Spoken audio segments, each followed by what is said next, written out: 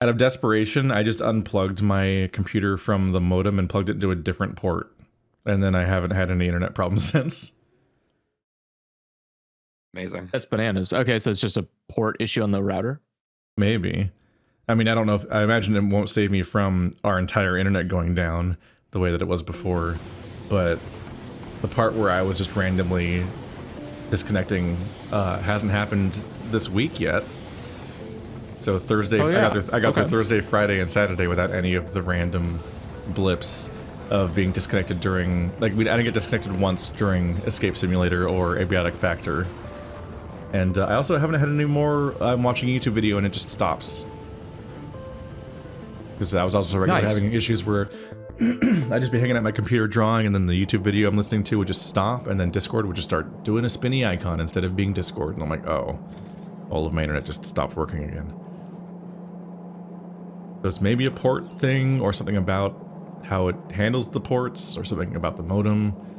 I don't know. I don't even know which port I was in or that I switched to and if they are special in any way because I didn't bother to look behind the modem because it's hard to see back there. So I just felt around and put it somewhere else. That's terrifying, but okay. Yep. I'm sorry. I unplugged grandmother's breathing apparatus. God. Gotta fix my internet, and then 7 people die. Right, I need to add a thing that deals with spoiling science. Next thing to take care of real quick. And then I need to figure out what's even happening. I don't know if I even know what I'm gonna do next.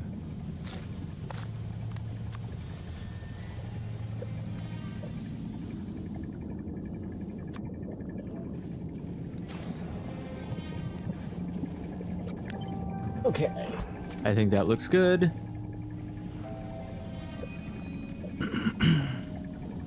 It's working.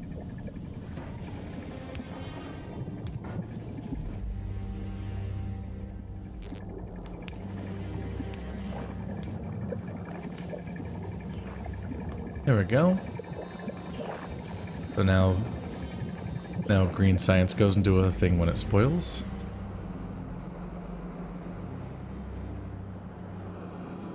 Alright. Now the question is, what is tonight's homework assignment? So last time we made a bunch of biolabs. At this point, you just need to build your spaceship to get to Aquila. Yeah, go on, get. And I should presumably take things with me. I have to leave this spider robot behind.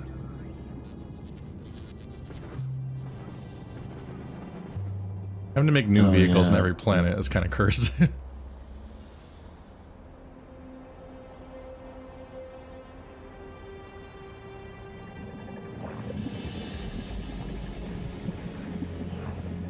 God, they are just like upsetting brain things, the science monster machines. Sure are. I don't like it. I don't like this at all. Well, making a rocket should be easy, because these things just make rockets all the time, don't they? Yeah. Oh, you mean I need to make a new space platform? Yes, that is. Making that rockets is actually easy. what you need. We gotta make So, another you new remember one? None of the previous ones are left over anymore? Well, so, like I say, I have the tutorial thing that I sent over like a month or so ago. Just check that out, because there's basically a bunch of tech that I don't think any of the platforms we're using are currently using, because we've essentially just unlocked a bunch of stuff that you can now do on space platforms, and you need all of that to get something that is like fast enough and durable enough to make it that far. Now I play the fun game of which communication channel was this sent on? Discord, Factorio chat. I was in DMs.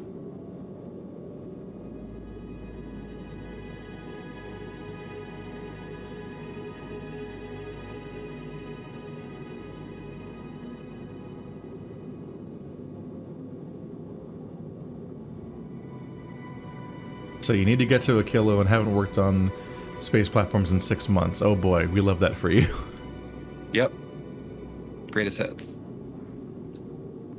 Oh boy. Whoa.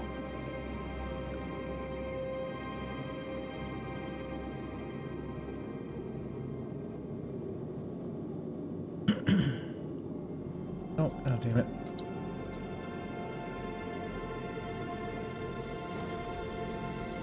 Here, chat, we can read it together. Here, chat. I mean, I mean, I'm you just two do imitating your homework. the infographics you've been using since we started all this. yeah, it's just they have nothing to look at or hear when I'm sitting here trying to parse a I see. infographic. So I'm like, here you go, chat. You guys get to see it. 'Cause otherwise, what the fuck is the stream? Me staring into space, but they don't even get to see my face.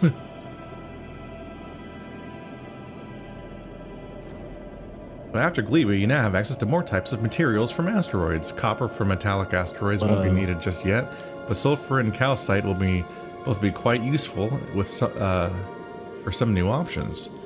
You'll likely wind up with more of one type of asteroid than another. To help counter this, you can now have the ability to reprocess asteroids, in which you recycle an asteroid for a 40% chance of getting a different one.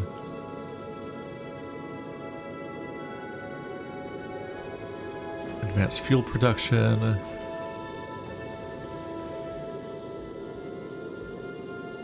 From 75 to 1500.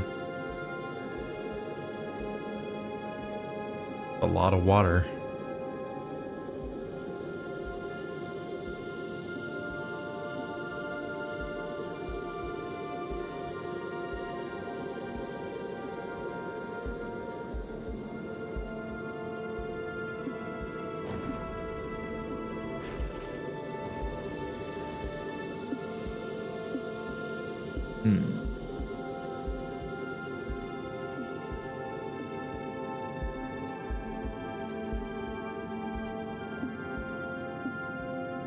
At 1% efficiency on Achelos, solar just isn't going to cut any longer. You're going to need to build a compact nuclear power setup to keep things going. I've never made nuclear in the first place, so I get to learn how to do that at all.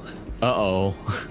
Make sure to have a backup supply of nuclear fuel cells near its ship's inventory and keep an ample supply of water to keep both your steam turbines and fuel production going.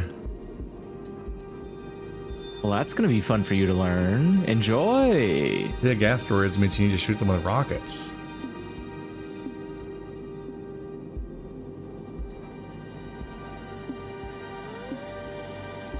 I experience exclusively fear.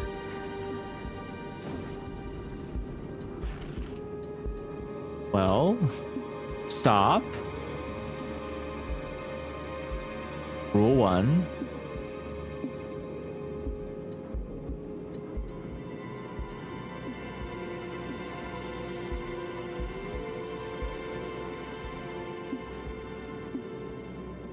I will say, I know me, like, being a fly in your ear while you try to learn this stuff is particularly helpful, but, like, main thing I would encourage you to kind of use as a guide point would be, like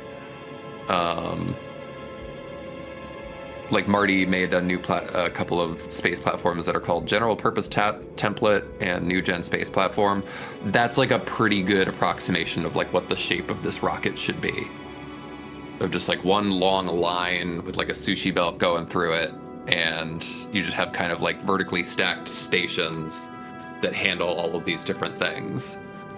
So it doesn't need to be like a super planned out in advance. You're essentially just kind of like adding things one on top of the other, and then the sushi belt kind of handles everything that needs to go everywhere, with just you like using circuits to make sure that it doesn't get completely gummed up with just one thing. What is even happening on his ship?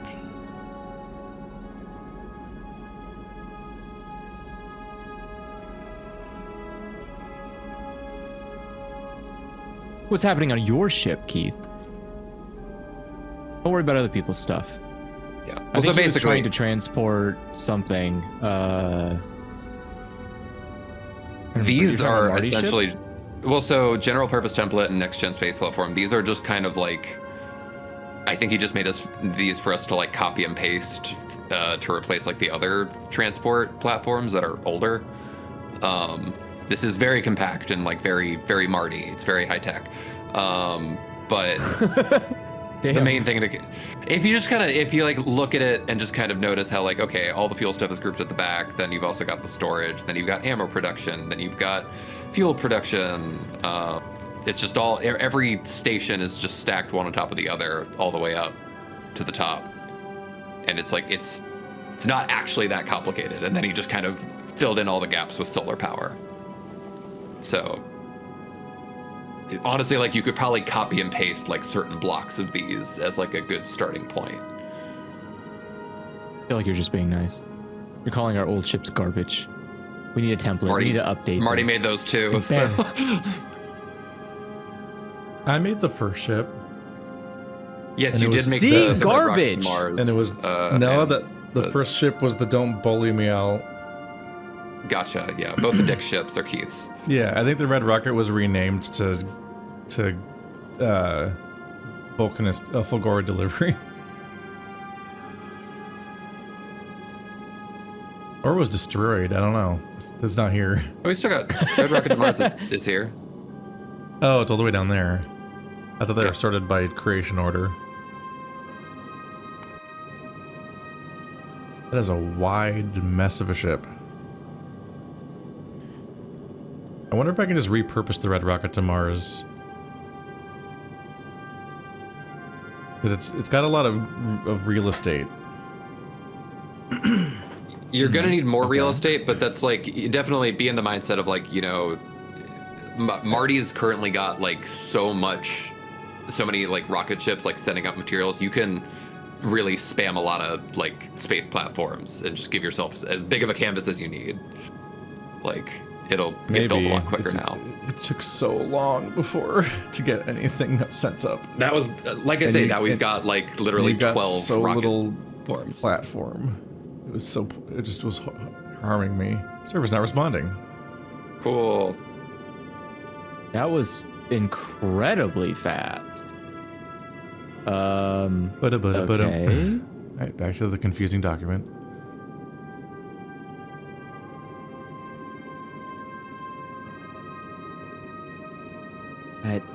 That does not... Something must have gone wrong there, because it does not seem right. There's no way in fuck. I think I have it set to like 25 cents.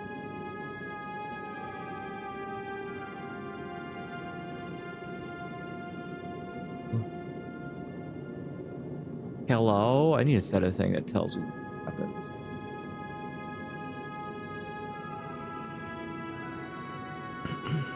Okay. So it's terminated. Are you gonna redo it, or am I seriously gonna have to? What the fuck is the? This AI shit's about to fucking make me go crazy. What is this? You cannot be telling me you need this much power. Who keeps needing this much fucking server power? We're at the point now where just every resource that's related to computers is constantly being completely overwritten and replaced by the need for endless AI farms. Yay! If you or someone you know is using AI, chop their hands off. No more. You need to put it into him. Kill them. All right. No, I don't want to host a new game. I have a game that I'm hosting already. Thank you. Whoops, right, we yeah, it's dropped back up. it. We lost it. No, thankfully that can't happen. That part, no matter what they do, I have the data being stored in a private, like a private bucket. So it's not tied to them. They can't take that away from me. Well, thankfully for me, I haven't done anything yet. Me I can't neither. lose content. It's kind of worked I can't out. lose progress. Okay. Anywhom. Is saving the map 4 purple mangoes? What does that mean? It does that when you join too. It's like Yeah. per person. When you join.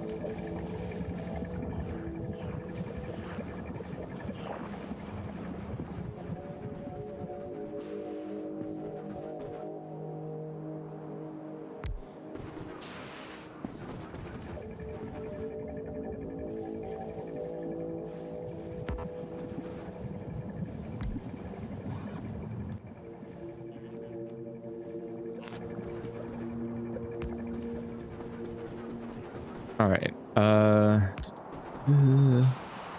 What was I doing on this forlorn planet?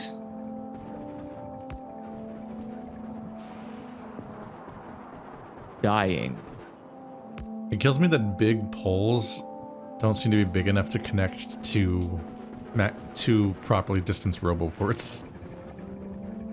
Yeah, you need like another tower in between. Yeah, you're like, please. It would just be the perfect correlation just to have these two things match. I need it. Mm-hmm. Hmm.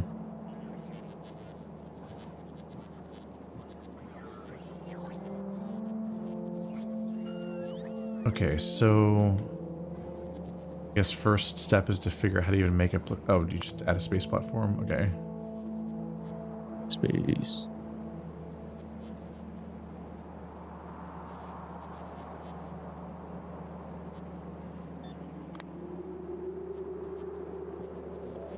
Okay. Yeah, and I would say like when you start building, like just start building in blueprint mode, like by like copying and pasting stuff with like the eyedropper tool, because you can spend a lot of time like requesting stuff, but it'll auto request anything that you want it to build. Like Marty's rocket system will get you what you need like real fast, and like it'll send it up in full stacks. So you don't need to like spend a bunch of time trying to anticipate what you need. Are we making starter kits or whatever? Yeah, if you request one, you should be able to plug it in. There you go.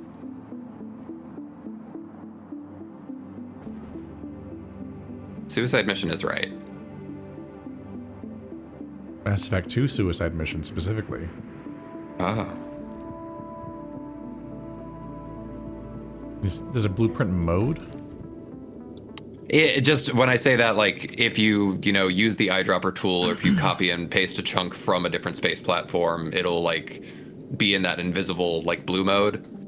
Or, like, yeah, if you, like, I don't know, here. If I hit E and then you, like, kind of select stuff, you can press Q over, like, anything in the inventory to then just start going, like, boot. Or, well, first you need to... Yeah, here's a good idea. If you just like literally press Q over top of the space platform, you can start like just MS painting. Yeah, I couldn't figure out how to pick that. Like, how the fuck do you pick? Like when I press E, it says set ghost cursor, and then I click on space platform, and then it didn't seem to like. Okay, oh, you have to specifically hit the check mark. Weird. Okay, this game. With tools like this, I feel like it needs like the shift click feature, where you click one thing, then you can shift click the end of the line, and it would just auto-fill to that point from the previous point. Gotcha. It's really hard to draw a straight line with a mouse. You can use the eyedropper like Q when you're in that ghost cursor menu, and then like you don't have to press like mouse click the green check mark. You just like Q, grab something, boop, boop, boop, like so.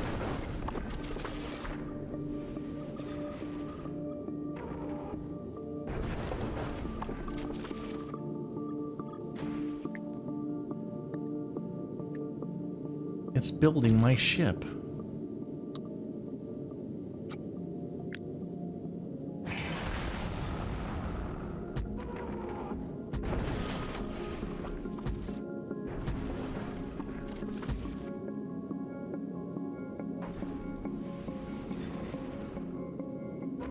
We plan on playing Satisfactory ever again if they have new content? Maybe. I covered Satisfactory several times over the course of years, and we're only just now getting to Factorio after ignoring it for that entire time. I definitely like Satisfactory more. Factorio is a bit draining. Yeah, I bought Satisfactory. I really want to fire it up at some point. I'm also curious about other similar stuff like the Dyson Sphere program, I think it's called. Yeah. That looks like almost like a 4X factory game or something. Game's up to some shit.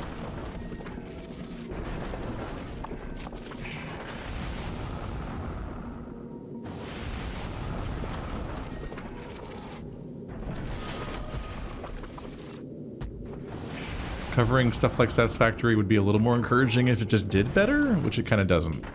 At some point there's the question, just like how many millions of times do I come back to these when I could be covering new things and so on. But it's multiplayer, so it depends on what people are interested in the actual group. Half the time people are like, why don't you finish this multiplayer thing? Or when is this multiplayer game coming back? Are you ever going to cover this multiplayer thing? And most of the time it's like, I don't know. We haven't come back to that game because the group doesn't vote for it, which means they won't show up for it, which means I don't have people to play it with. Or we don't play that particular game that seems neat because just not enough people are interested in it, so we don't have a group. Because the group, I don't have like a YouTuber, like, oh, everybody, it's in our best interest algorithmically to cover this game this week type of friend group. I've just got a bunch of friends that show up to streams, but almost none of them are content creators at all, and the ones that aren't the same type. They make like scripted content, so it's still not relevant to their thought process.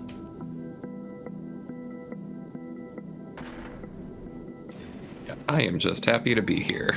Definitely never going to find another group of people to play Factorio with for as long as I live. You could just keep hanging out with Marty all the time. Why are these ones blinking yellow at me?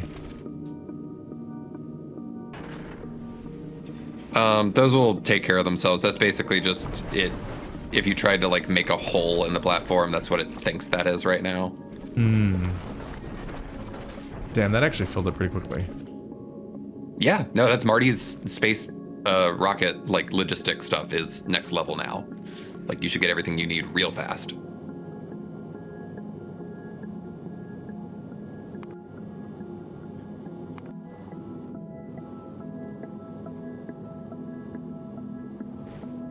Trying to judge how big Marty's ship is.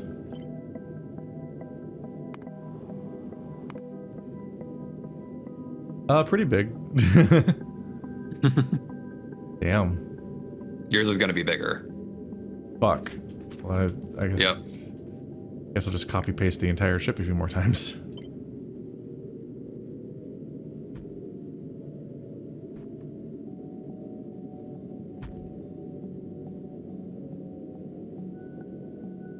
Is Factorio harder than Satisfactory or just different? Factorio is way harder than Satisfactory. Satisfactory doesn't have consequences.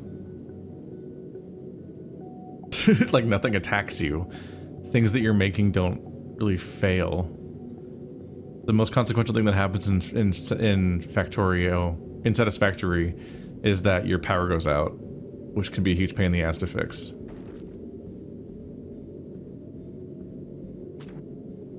But like you're mostly just making really safe trees of resources. Like, we mine this thing, and that produces this much ore, and then you smelt that ore into one of these different types of options what you can smelt it into.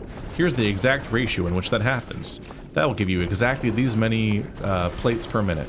Okay, well here's the thing, or ingots per minute. Here's the different things you can turn those into, and you can just mathematically perfectly split it into the exact things you want to make it, and have a perfectly balanced base based on numbers that the machines give you for free.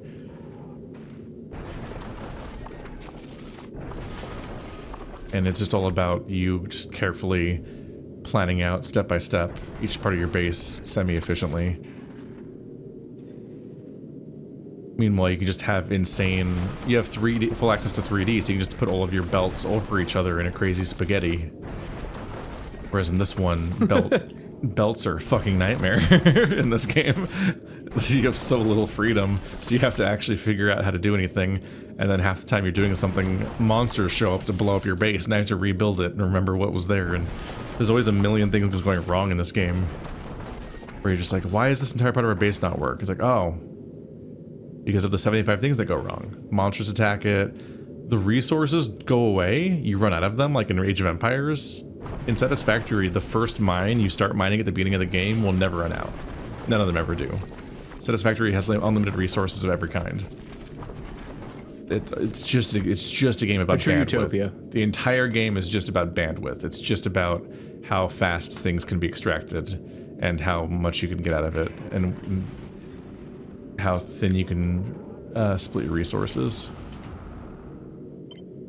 It's just like, it's no comparison. It's such a different vibe between the two. Satisfactory is just relaxing. Factorio, while you're trying to learn it, is like draining.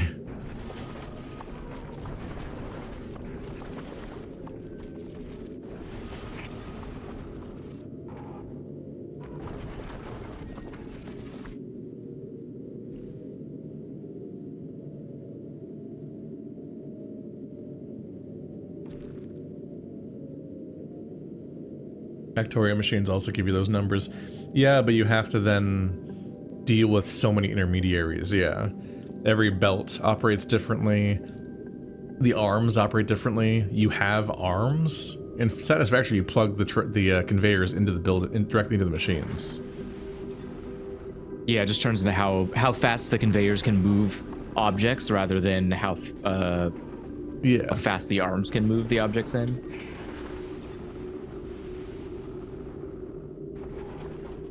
This planet has a nightmare sound effect to it. I hate it. Just genuinely. A nightmare sound sounds so effect. awful. Yeah, when like all of Like on the trash planet. Yeah, whenever it's running on the backup battery, it just You're putting it has, cement like, under. You're putting cement under all of the fucking. Why? Yeah, I'm cementing the planet. It needs to be Baffling cemented. behavior. Why? What's baffling about it? Because there's not even a reason to visit that island. You don't have to walk around on it, especially not quickly. You'll never make back. You never get back the time you're spending cementing it. Like, you'll never turn into you as an efficiency increase. You never know that. I do. No. I don't think you do. I think you're lying to me. You're trying to dissuade me. You're anti-big concrete. Nice try. But I'm too smart. You love that even though we I know all my have, rights. our rocket power flying suits, the flying suits go faster over concrete. Even though they fly. Yeah, it's like getting really good air traction. What does that mean? There we go. Okay. Gun turrets and asteroid collectors.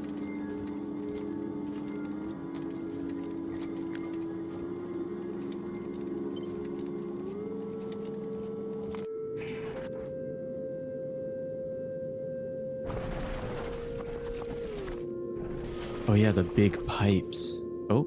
Big pipes? Concrete. Big pipes. So many pipes. And they're all big.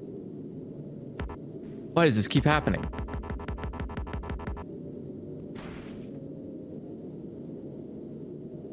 Oh. 3, 1, 2, 3, I think.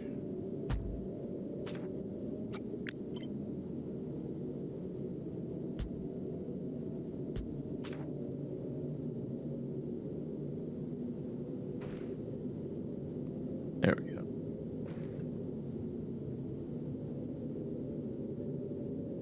Oh yeah, this is astronomically more complicated than the base Factorio. I definitely was less. Well, because when I played Factorio years ago, it was not nearly as exhausting. Oh yeah, no. When you're just on Malvis forever. I'm just laughing at the idea of like, oh, did they make it more difficult? Like, nah, they made it way easy. Like that is the game. Well, they made it so complicated that it's almost a different type of game. It's wild how complicated it is. Yeah. This still feels like what I remember the game being. Which You was haven't more math played than I would most normally of be this comfortable expansion. with. What do you mean? You haven't had to deal with actually like beating each of the worlds after Vulcanus. It's fucking nightmarish to figure out how the weird gimmicks of these planets.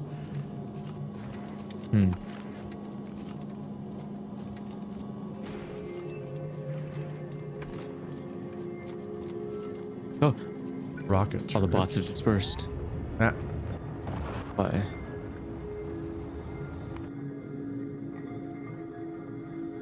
Factorio wasn't that hard. It was just like a bunch of stuff to juggle and just genuine threats and resources running out and so on. But the space age has been incredibly complicated. Interesting.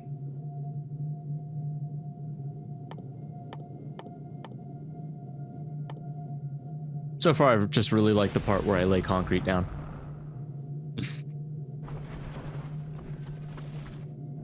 I am not going to play Roblox, chat. Oh, What? Boy. Whoa. Who? I'm sorry, chat, but who? What do you even do in Roblox anymore? You're too old for that, aren't you? Like, I thought the whole point is just being, like, attacked by older men. Oh, God. Is there actually... What? Isn't Roblox just a place for, like child predators to hang out and get victims? Like, what else do you do on Roblox? Stop. What do you mean stop? That's the whole thing. Because I don't isn't even it? want to I'm unpack this confused. conversation on a stream. Is why. Oh, okay. I'm not even. No, we're not touching that. Jesus Christ. Don't go to Roblox. Don't recommend. You're too old anyways. God damn it. I'm sorry for this, Keith, I'll play but there was Fortnite the instead. New York Times interview with the CEO where he said when they Jim, if he like understood that this was a problem, he was like, we see it not necessarily as a problem, but as an opportunity. And it was like, oh my God, like, how could anybody come up with a worse response? I can think of a worse response. As like a Wooly from I Super Best believe Friends, you. just kind of like Stop. every once in a while, like CEOs make the mistake of going to an interview and like letting the skin suit open just enough so that the lizard kind of seeps out and a croak is heard, a rattle. It is the fun part of being able to quickly tell when someone lives in a bubble. Like, Yeah. I love that stuff when you can just immediately go, ah, yes, you've never had any friction in your life. It's a huge mistake whenever any rich Like- person talks in public because they immediately reveal that.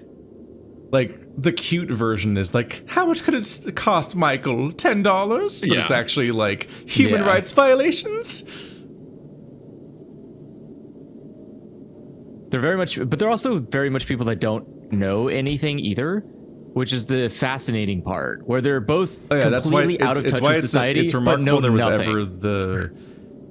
it's remarkable we ever believed that, or people still continually believe that billionaires are like geniuses and hardworking because they immediately reveal Well, that they've never because- worked and also don't know how their own businesses work or how anything works.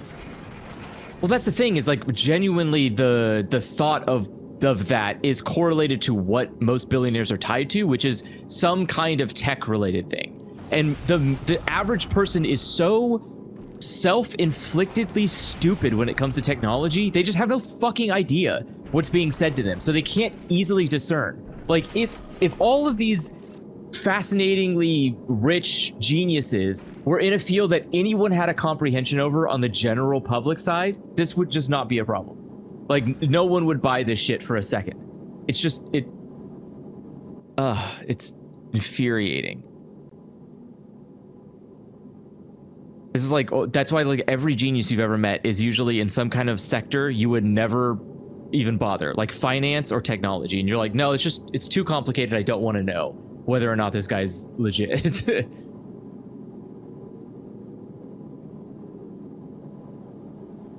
But if it's like I don't know, billionaire baker, and the guy's like, yeah, you know, it's really easy. You just like put it in the microwave. People be like, what the fuck? What did this guy just say to me? Like,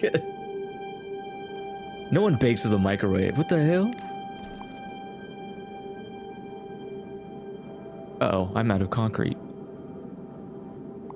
These are crimes that will be tried and committed for. Who is causing a delay? Ah, my old friend and nemesis. Iron bar or iron stick.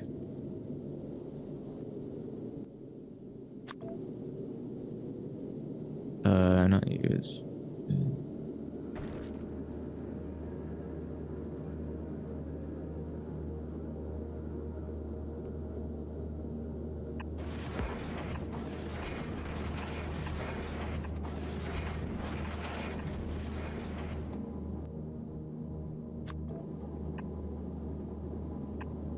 Right, it has to come off the conveyors. Fucking hell.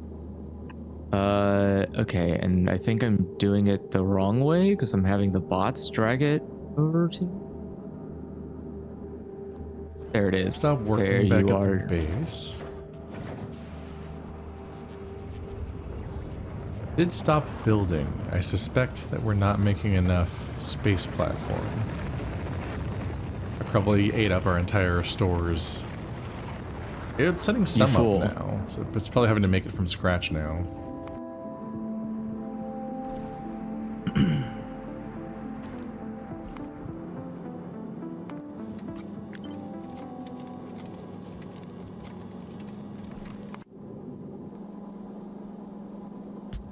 There we go.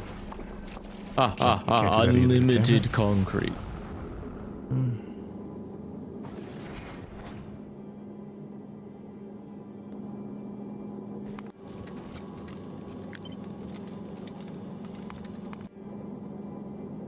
Doesn't show the range when you're trying to place it. That's stupid. Damn. They show you its range when you're trying to place it.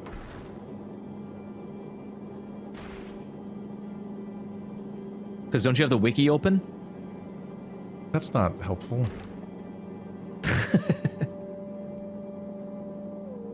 And there's a hole there.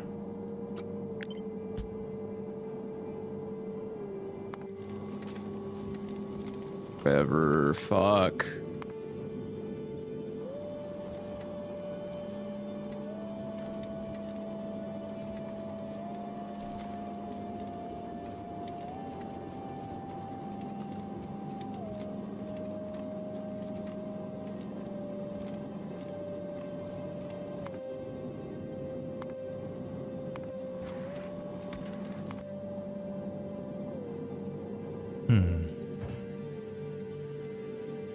At least when you trash things, they go back into your hub. They're still on the ship.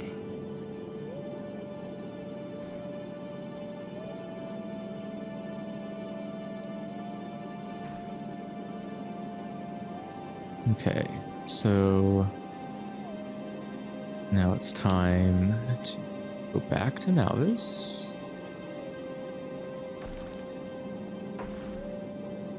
Oh my god. What happened to the steel production on Nauvis? Gone. What is happening? I don't know, it's gone. It's what do you, are you? We just have you not seen the foundries yet? I know. Why are 120 people Oh. watching right now? Whoa, What a what do you bug. mean? Because people can Wait, watch? what the fuck? What? What? Is something going wrong? Are They too heard many we were people playing watching? Roblox. Just Legitimately, in the you've in the spoken. last 15 minutes, our viewership went up by like 100. Okay, that Why? happens. we're streaming the most boring thing of the week, and I'm barely doing anything. And I'm just like, People got hype. Maybe What the maybe fuck? the AI generated the don't caption understand. for a short description about your stream I as just looked us at the playing graph. Roblox. There's a fucking graph of us having 20 viewers for like an hour, and then in the last 15 minutes, it went up by 100. And I'm like, I don't know what There happened. you go. The- Don't Is just stop thinking about is this it. You're the putting too much algorithm? thought into it. Did it? it's Yeah, like, this is how it works. Jesus Christ. We really did just say The Roblox large out loud, and then 100 people tuned in.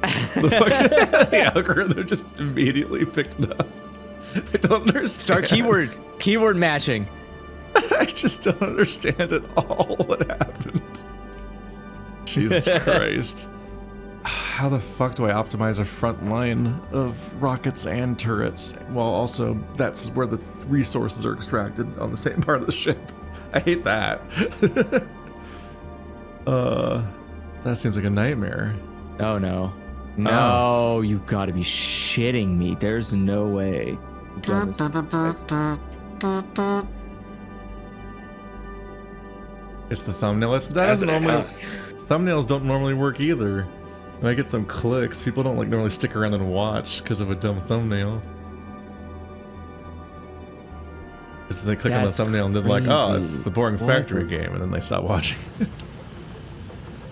Ah, yes, the boring factory game. Did we get outbid again on We having got a server? outbid again. What the AI is out of control. I'm I'm losing my fucking mind. All right. Okay, so one thing to just kind of keep in mind again, like the sushi belt is all for your Achilles ship. If you can just get one belt to go through everything, like that's a great place to start. So you want to put the ammo and the asteroids on the same belt? Yep. And what you'll do to like avoid things getting super clogged up is like once all is said and done and like starting to roll, you can, use circuit stuff to fine tune like, okay, asteroid belts, only put something on if we need more asteroids. So you don't have to worry about like one belt becoming like super oversaturated. This is also where the stack inserters that we just started using are really helpful because they'll compress stuff into stacks of 4. So you're not using as much belt space. What would we need calcite for? It's something we still need.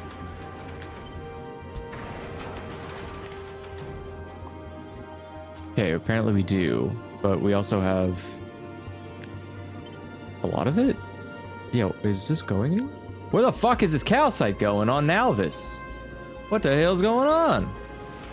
What are we? Follow your nose. I don't know. That's what I'm trying to do right now. I'm trying to figure out what is the value of this material. What? You don't know what calcite is? On Nalvis. Why is it going to Nalvis? Why is there so much of it going to Nalvis? Because of is what the I'm trying foundry. to figure out. You spent most of this playthrough on Vulcanus, Andrew. Like, it's for the foundries. Okay, Try to center these. but why is it? There's so much of it not being used. What's going on here? It's just you want to have a big backup of it because depending on how much, like right now we're not using a whole lot of science, but it's just like it's important. It keeps everything rolling. Okay, because there is like a lot. Yeah, there was a point where like we were like when this was first getting up and rolling, we were going through like 1,000 calcite like seemingly every few minutes. I don't know Wait, why no, it not was like those. going Shit. so hard. Okay, well then But I yeah, will for right just now we set just have these yeah ahead of time. 5,000. The thing is, like, there's no limit to like how much 2.4. storage this thing can hold on to. Like, we can just keep building stuff out, and it'll be an endless, bottomless chest. Okay.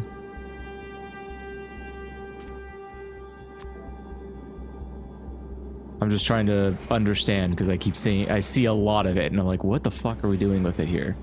I don't know This about is getting what this extreme like now. this system is. I guess Does to this make, like, does the even more cargo storage. landing pad have an Yeah, so- unlimited amount? Yeah, if you look, it's got a scroll bar on the side. Like you can But how you deep can does see that how go? much. Scroll and find out. Just to the bottom? Like- That's it?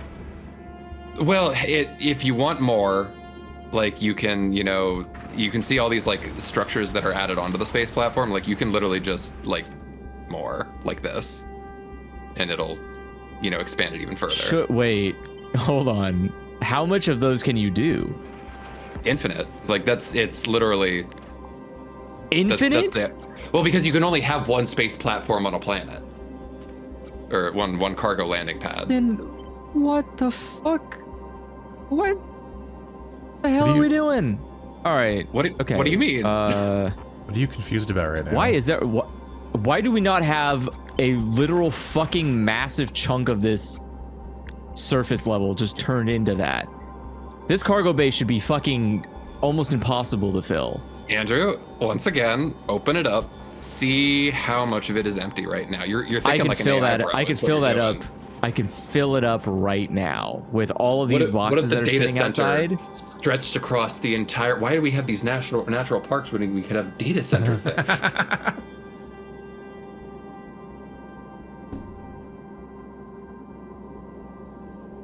I mean, where's the lie? Where are we could put so many cargo pads. This This planet's surface can fit so many damn cargo landing pads. Oh, thank God the viewers We went can away. just rename the whole planet. That was scary. Whoa. You did it, Keith. At least 30 of them. We were up to 130 for a bit there, and now we're back down to 100. Those are the originals. The originals? The original 30. Now they're gone. Hey. They didn't like how since things got popular, it got weird. Take us back to the beginning of the stream when I was ignoring two people talking about Fazbear Pizza way too much. And they're like, why doesn't he read chat? I'm like, because I don't like you. Damn. I didn't like what I was seeing in chat. I didn't want to interact with it. It seemed annoying. He doesn't mean that, chat. No, I do. I didn't want to talk to them. Okay, not to open this can of worms again, but I've noticed that, like, in the upcoming, I don't know how far out this is. It's probably still several months, but Indigo Park is having its like second update, and I just noticed how, like, I guess the sea serpent wasn't getting enough fan art, so now they've added a hot pirate coyote with no pants. It just looks a lot like Foxy. Yeah, and has no pants, and he's like got a big, angry, scary werewolf form that shows up in the park. I'm like, what? All right, You're saying I see. There's a horror. I see what we're doing here. In the animatronic horror children's. That's crazy. It's just it's a little. They would. It's a little on the nose even for me. Never. For me, I'm just like up front. I'm like, Indigo Park episode 1 was just really bad. Like, people like the little raccoon animations, but those aren't a video game. And the entire video game around those animations was dreadful. Just atrocious on every level. Presentationally bad, but also the gameplay was terrible. And then that episode ended with the teaser of a giant sea serpent being the next level, and I'm like, they can't execute on that. That's not going to be gameplay. And they probably can't even execute on it being a set piece, like with spectacle. There's no way that sea serpent's going to be good at all, because the whole game so far has been bad. So immediately I'm like, oh, they're fucked. Episode 2 is so fucked. Like, episode 1 was already a game where you would, like, walk down a hallway, and then it would fade to black, and then it'd fade back in, you being in a new room, and behind you was rubble, and they played a sound to imply that some rubble fell down behind you. And you didn't see it happen, and then it wasn't, like, thrilling in the moment or anything. And they're gonna try to do a sea serpent kaiju sequence in their second level? They couldn't, like, have a good level in the first place. What? There's no way. There was just no way. Freaking Indigo Park only had actual gameplay for about 5 minutes by the end, towards the end, and it was one of the worst horror chase sequences I've ever played in any horror game. It was just so badly executed. Genuinely terrible. You spitter? What the hell?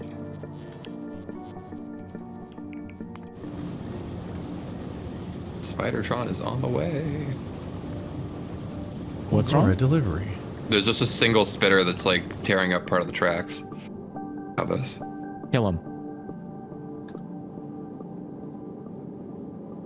Oh boy. Crush Okay. his soul.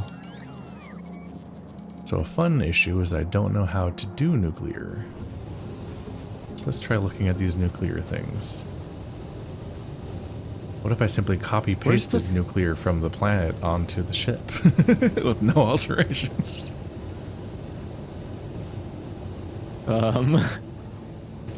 Yeah, that's an option.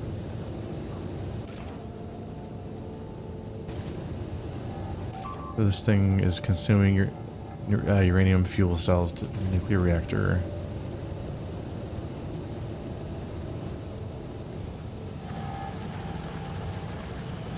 So do you think I need to do you think I need to process nuclear on No. ship, or So just have all the you thing need that to do burns is it? send. Yeah. So basically, all you need to think about is you put a nuclear reactor, ideally 2, because they make more power when they're next to each other, and you're using that like a heating tower on Gleba. So like that generates heat when it has a fuel cell in it, and that makes steam turbines spin when they have water in them. So you can effectively kind of like copy parts of the power setup on Gleba. So just like the turbines with heat pipes and stuff, and then replace those heating towers with nuclear reactors.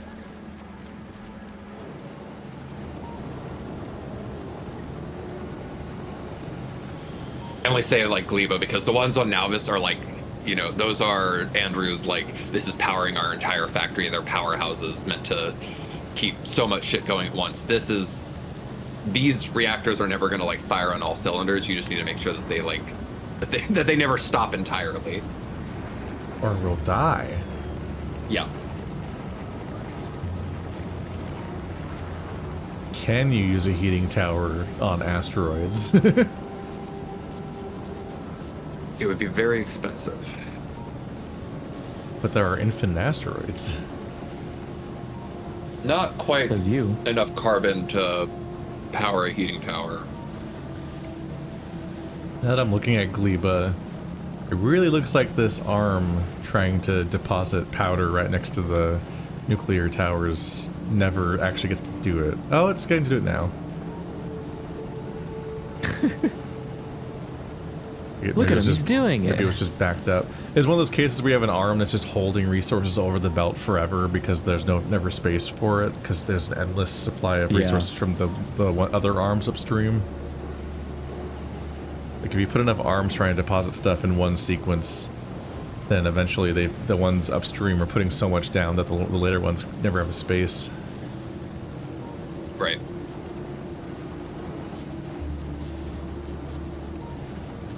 There we go.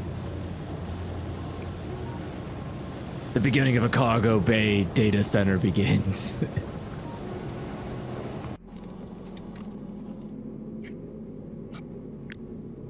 How big is my ship? Infinite scrolling. Still smaller than Marty's next gen platform. Only concern. So Andrew, what happened to the old one? Or was it? Wait. You're looking at it. It's right here. Okay, it doesn't have any of the logistic requests that we need.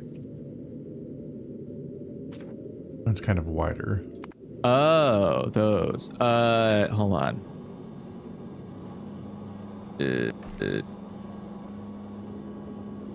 Unironically, about as much forethought as probably goes into a lot of data centers.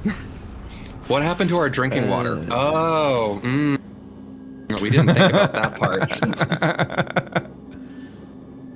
Yeah, but the fact that you're drinking water is kind of your own fault. If you ask the AI, it would give you a much better drink, which is obviously glue.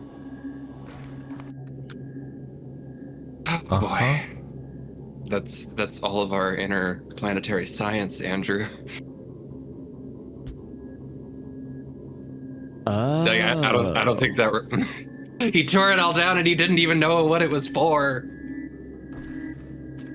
What did he tell? No, wait, hold on. did he tear down all of the down science protection on the trash planet?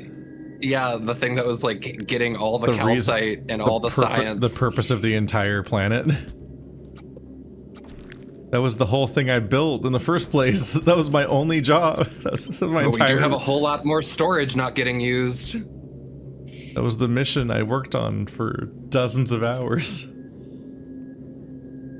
What did he pave paradise to put up a parking lot? Okay, it's all right. I'm just gonna start. I'm re-adding it. It's fine. It's fine. Don't worry about it. It is fine. Look, I'm re-adding it. What do you? Damn. You truly believed me to be so stupid? Yeah. I just don't remember their names, but I know how to get them all back.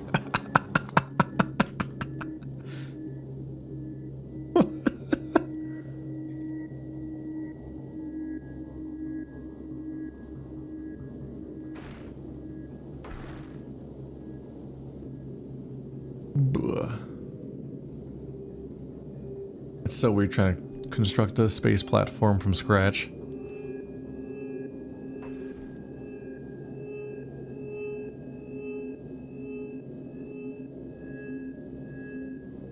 Okay. So now, just make sure...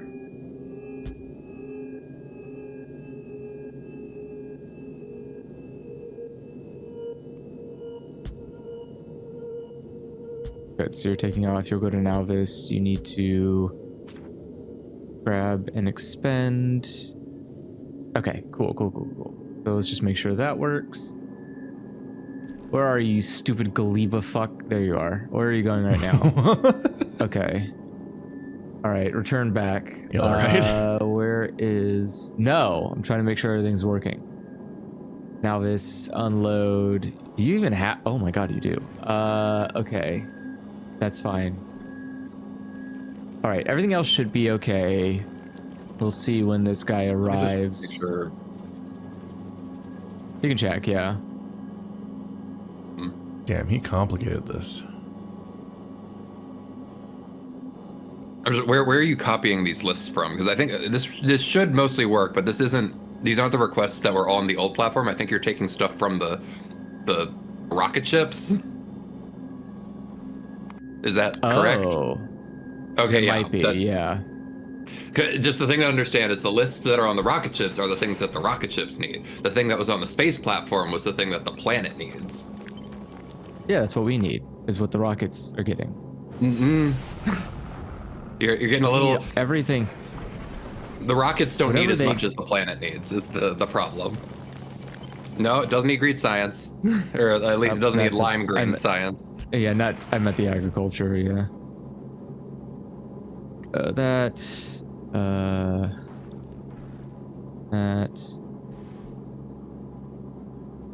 I don't know if it needed. I think it needed more than that. But, right. We also need the calcite. Yeah, now you're getting limited it. amount of calcite.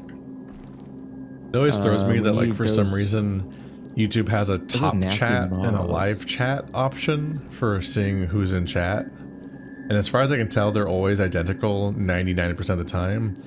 And, like, the only difference between these two versions of chat is that 1 out of every 100 people is, like, shadow banned, basically. And that shadow banned person won't show up in top chat, but will show up in live chat. And it's like, what? That's a fascinating. Was this necessary as a distinction? Probably. Someone requested it. Okay, where are the fucking... Right, what was... Were we grabbing fruit from this fucker? Or were we... There it is, okay. But how much are we fucking delivering of this? Where are you, Gleba? Not you.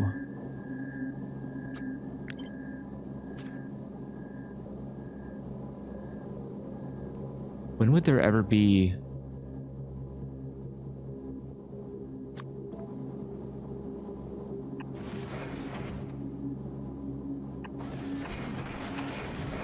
Where the fuck was there spoilage coming out of that base station for any reason? I do not see anything that's picking up an item that would cause spoilage.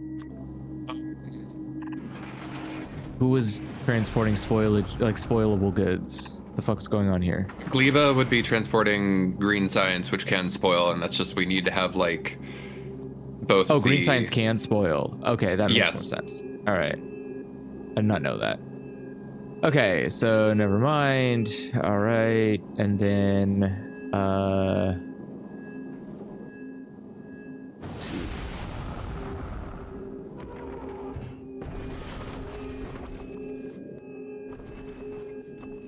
What else did we need? So Tempted to just plop some solar panels in this place just to, like, Yeah, Get you want rid to of keep all- it going temporarily. just to get rid of all the blinking. This place doesn't work notifications that are already getting old to stare at the whole time.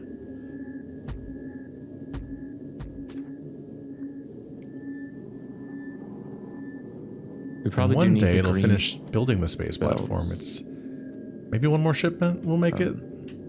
It's still been struggling to build all the dirt.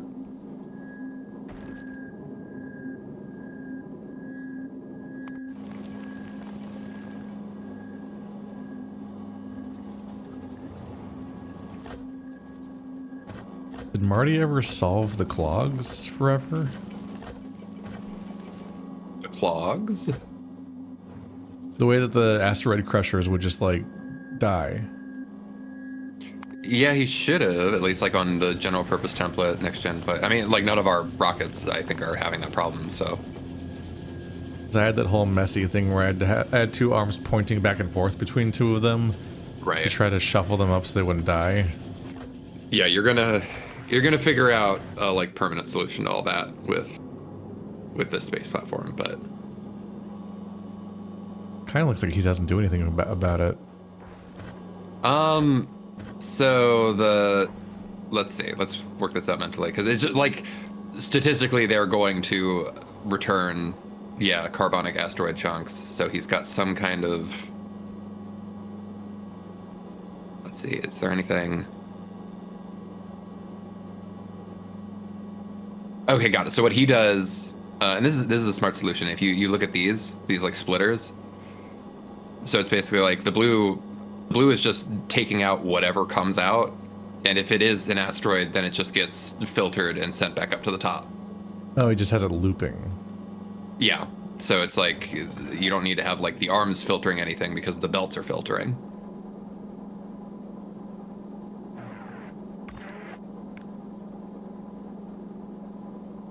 Do we need supercapacitors on Malvis? Supercapacitors. What is? Are you talking about like? Isn't that? Do we even have those yet? Oh wait, yeah. Or supercapacitor, yeah. Do we need them? Yeah, I was thinking of quantum processors. I think we're gonna need them on Aquilo, which means that we'll either want to bring them to Nalvis or have Keith's ship swing by there.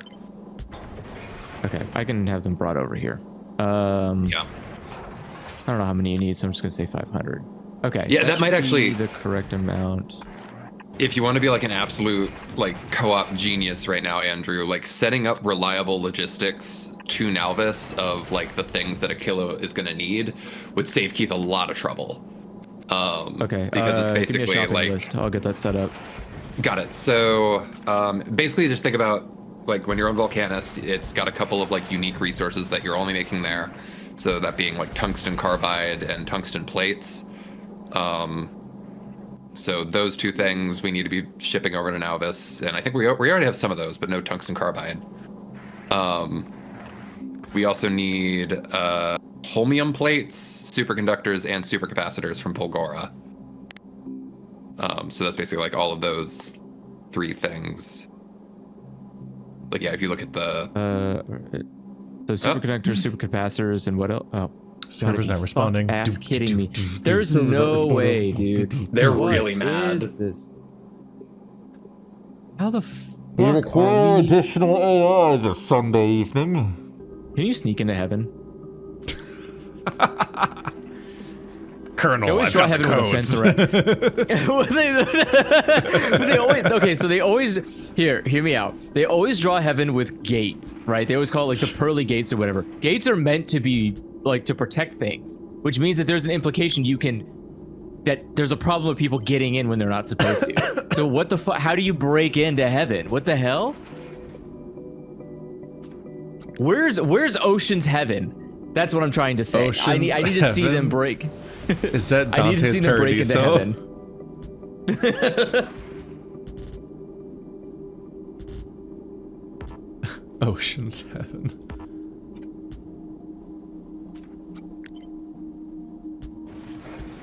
I'll tolerate it even if it's the Now You See Me franchise that does it.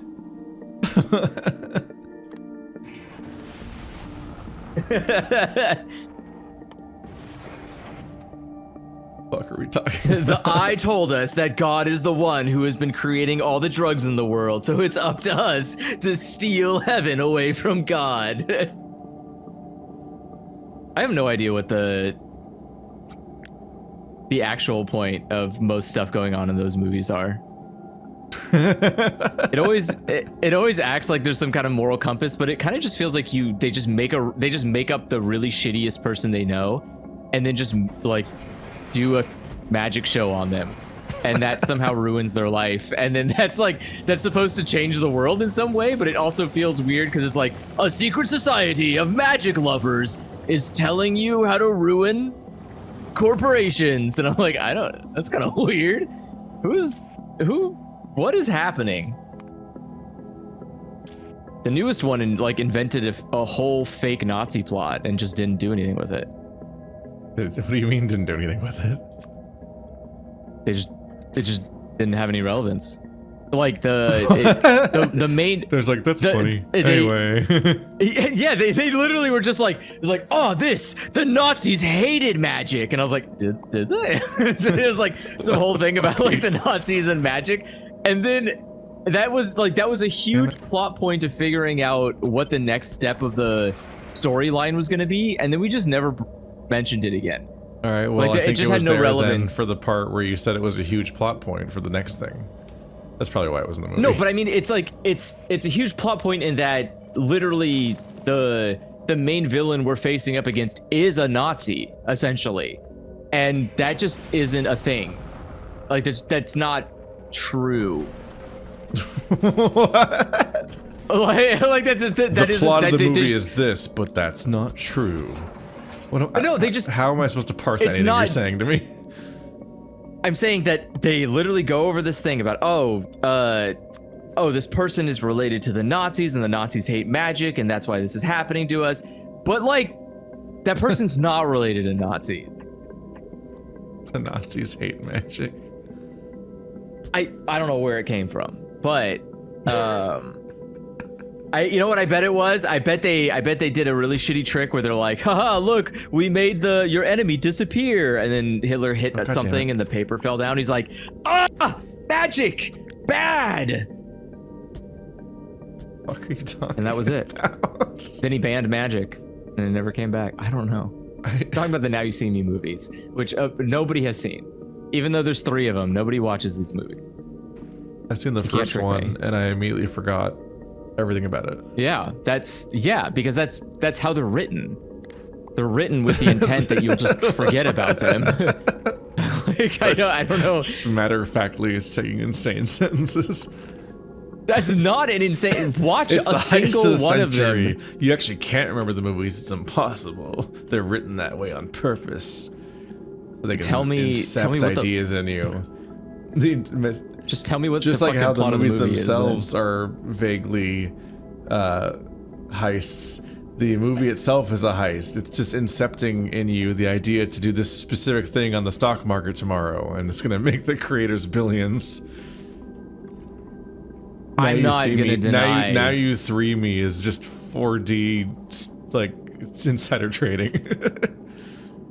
What if it is the greatest magic show on Earth? It makes all of us. Did you make any stock decisions right afterwards? No. How do you know? Did you check? What if you had to forget that part too? Yeah. It's part of this. That's written that way. I don't know. I mean, can you? How would you verify? Wouldn't it be part of? Wouldn't you make it part of the magic trick to not be able to literally I think that when interpret you do the things information? I think that when you do things on stocks, you have a record. That's not necessarily true.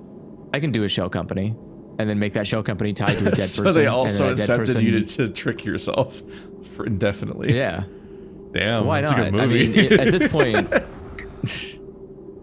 Is it a good movie? It's not a good movie because I can't remember it. You know, whenever I see clips from Now You See Me 1, a movie I've seen, they look made up. I'm like, that wasn't a movie. That movie's not that dumb, right? That's insane. Because yeah, what was kind of immediately disappointing is it was like, it went beyond Vegas, like grand scale magicians, and immediately went to like such a crazy, like, okay, so like no version of real life magic is ever like this. This is, I'm supposed to just believe nonsense is happening in this film. Correct. That is one of like the main reasons I loathe that series. I hate it so much that it immediately comes out and goes, okay, I need you to just fucking this will never make sense. Well, yeah, Just, it you have to go into it you knowing. magicians doing a heist, and it executes on magic is just real. And I mean, like, Merlin. Like, They so try, there's they no try to rules show to how what they did can the do. trick. They try to show you how to do the trick, but the problem is that there's like an implied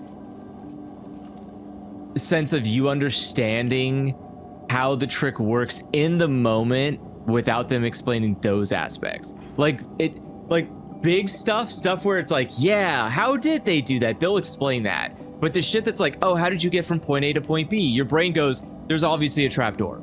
Like, they obviously took a trapdoor and then moved to the other side or something. It's all an illusion, right? Like, that your brain can fill in the gaps where you don't need to be told how that happened. But those are the ones they stretch to the furthest amount possible, where they're like, yeah, you just technically transported 50 feet where there couldn't possibly be a way you could have done that without someone seeing you do that, but they were all part of the illusion. They just were really focused on the flashbang you dropped in front of your feet before you teleported 50 feet away. And those parts are hard to suspend your disbelief about when they get too far. And they always stretch them too far. It's always just enough where I go, that wouldn't happen. That wouldn't happen. Like, if it was maybe a little bit smaller, I'd go, maybe. But Perp, how do you flip too goofy. blueprint again? H for horizontal, V for vertical. Ah, that's very direct.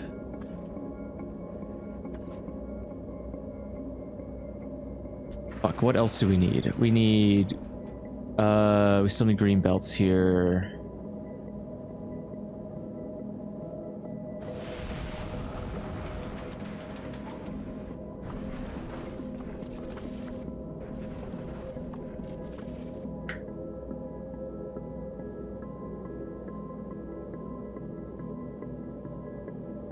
Okay. I also like...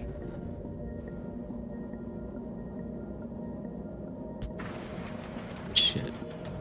Perp, what the fuck was the other shit?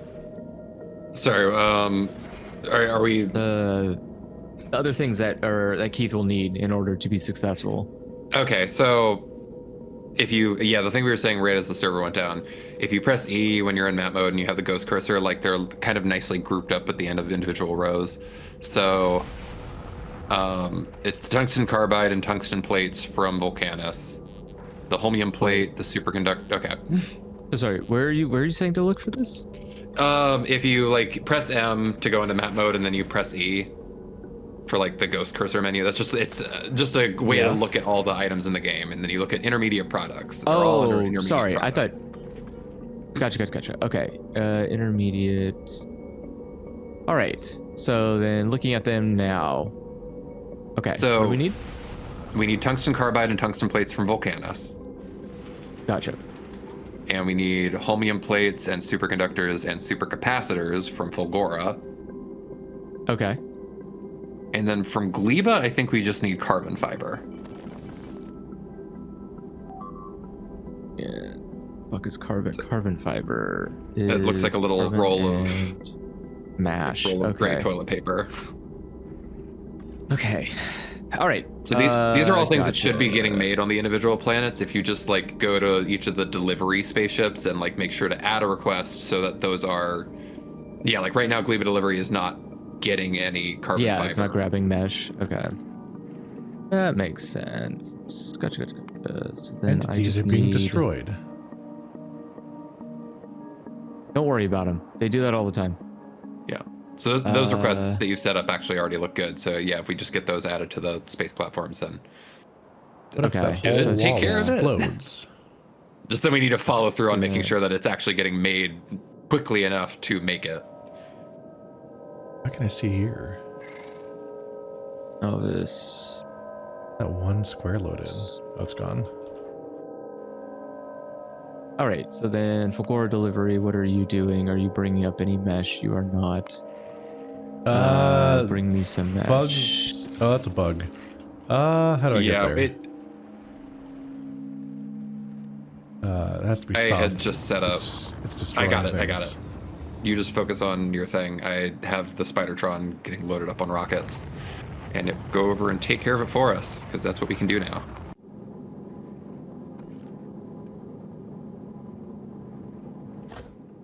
Now the funny thing is, it'll also do it in the way that you experienced last time. That it'll fire a bunch of rockets that will blow up everything in the vicinity. But the bots will fix that. Oh, whoops.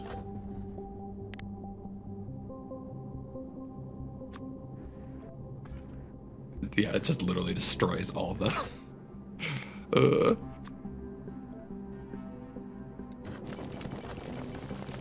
Good job, Spidertron. Okay. You saved the railroad by destroying both sides of the railroad. Cool. Okay. Oh. Spidertron, my hero.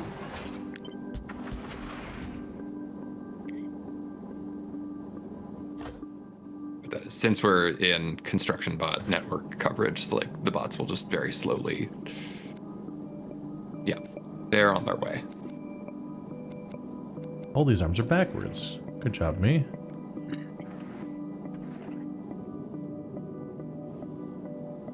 Oh, I forgot to grab the fucking calcite.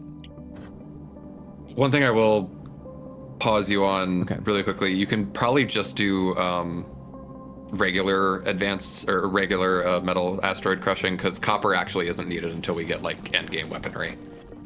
And you do need a lot of just That regular was the iron. first panel of your guide. I said also in the paragraph below it, copper from metallic asteroids won't be needed just yet, but sulfur and calcite will both be quite useful.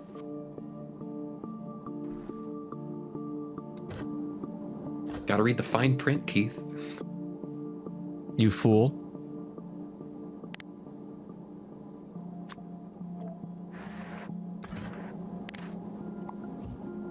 You don't have to take it apart. You just literally change the recipe. Yeah.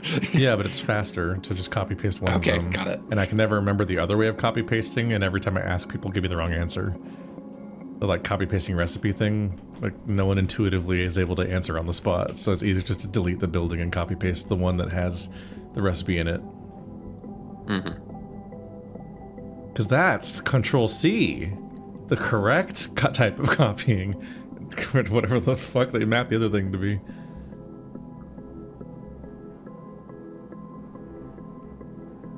And when we get more frequent autosaves, the server keeps going down. I think he already made them more frequent. But it's just getting worse. This is not, yeah, the frequency at which it's being outbitted is very unusual. When we started this, that was so unlikely to happen. And so you could see, chronologically video form, you can see as AI starts to rise, so do the requests for the servers start to frequently take us down.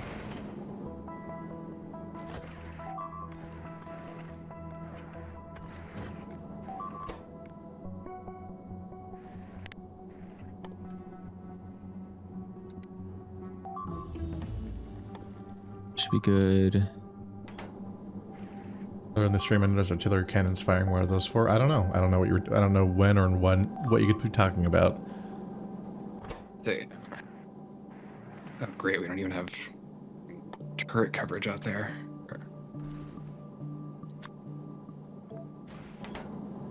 Oops.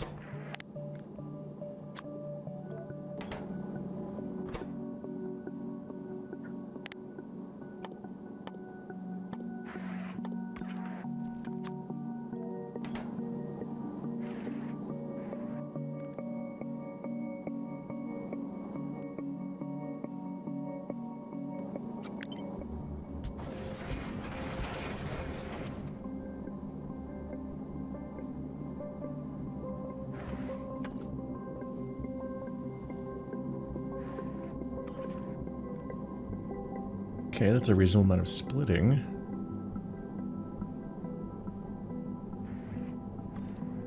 Ignore rebalancing for a moment.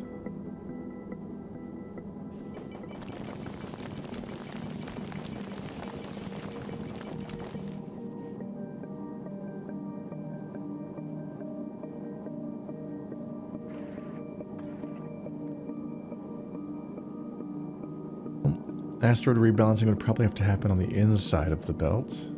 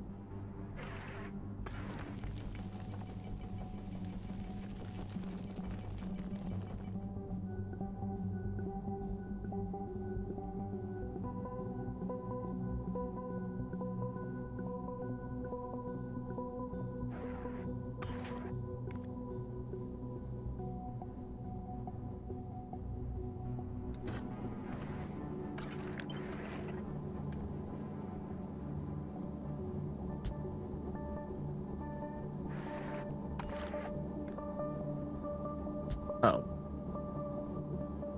Stupid?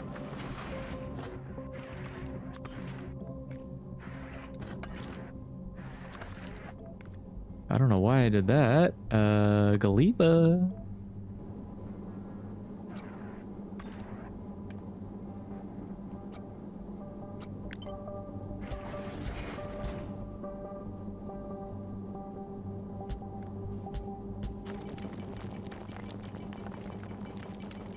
Okay, good. You're getting the asteroid recyclers. See about that.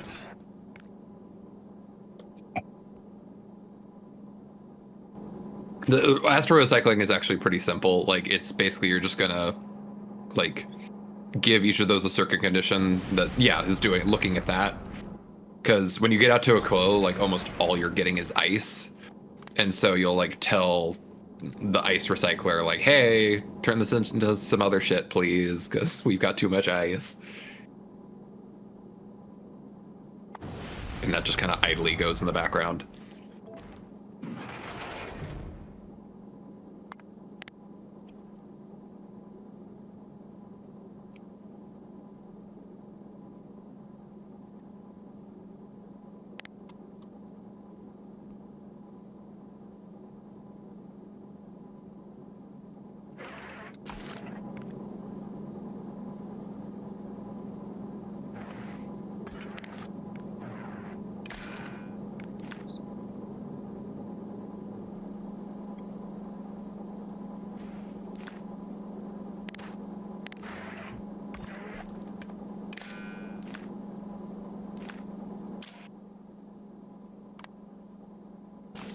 Okay, now I just need to wait for some deliveries to happen. Never. Uh-oh. What? 'Tis time to starve. Finally.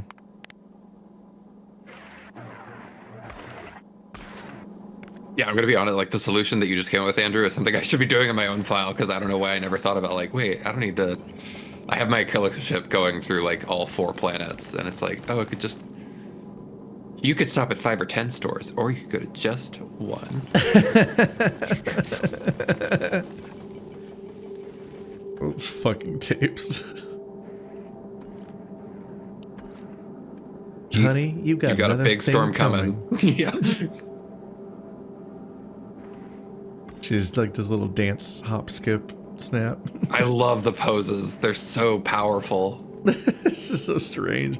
There's also such a clear format. You will say this one line, and then you'll say a strange non sequitur, and then you'll do a pose. And then some of them are just missing one of those 3 things in a way that's really like, oh, well, wrong. Yeah, like they didn't like theirs. Yeah. It reminds me of watching Taskmaster, where the show opens every episode with introducing all the guests, and then before they do the prize task, they specifically have the host does like a weird speech at the camera, and then his co-host, who is actually the creator of the show, does a really weird anti-comedy bit usually, like just like a weird attempt at a joke that's meant to mostly just annoy the main host. But every now and then, the host does the opening speech, and then it just goes directly to the host introducing the first task. and you're like, oh. Like either they hated it, or they had to like remove it for its contents, or it was just uneditable. Like he created anti-footage. Like in this moment, the bit that this guy did was just like was just completely uneditable into any kind of salvageable thing, because it doesn't have to be good. It's constantly not good at all, but they leave it in. So when you notice them skip over it completely, you're like, oh no, he ended up doing something so obstructive and time consuming, and there was no edit they could do that would reduce it to its bare parts in a digestible way. He just made completely trash footage, and they just had to remove it from the show completely. That's crazy. There's It's not live. but like in my mind, I guess I'm thinking like there's not somebody there to, like, even in reality TV, there's actually someone there, right? There's actually people that work there. He Kind works of there. doing a bare minimum. He's the creator of the show. I just mean like it's weird not to like wrap that up before it happens, like not being able to have the control of that, being like, okay, like this is, I don't know, like how long is the time? I guess that would matter too. Like how long are these cuts of content? Like, you know, if they're like 15 minutes, we're talking about like that's a lot. This specific bit is like 30 seconds usually on the show. Oh, okay. That's even crazy. Then just redo it. That's crazy. Or not redo it. Plan it. Like then just script these out if they're like 30 seconds. Like what the fuck? That's not the point of it. It just seems really bad. I don't know. It sounds unprofessional. It is kind of unprofessional. It's part of the fun. Taskmaster's it's actually a great show. Sounds terrifying. You should watch it. It's fun. You'll find some really strange reason to hate it, and then I'll be annoyed. And I'll be like, why would anyone care about that? I don't understand. It's important. You gotta be careful.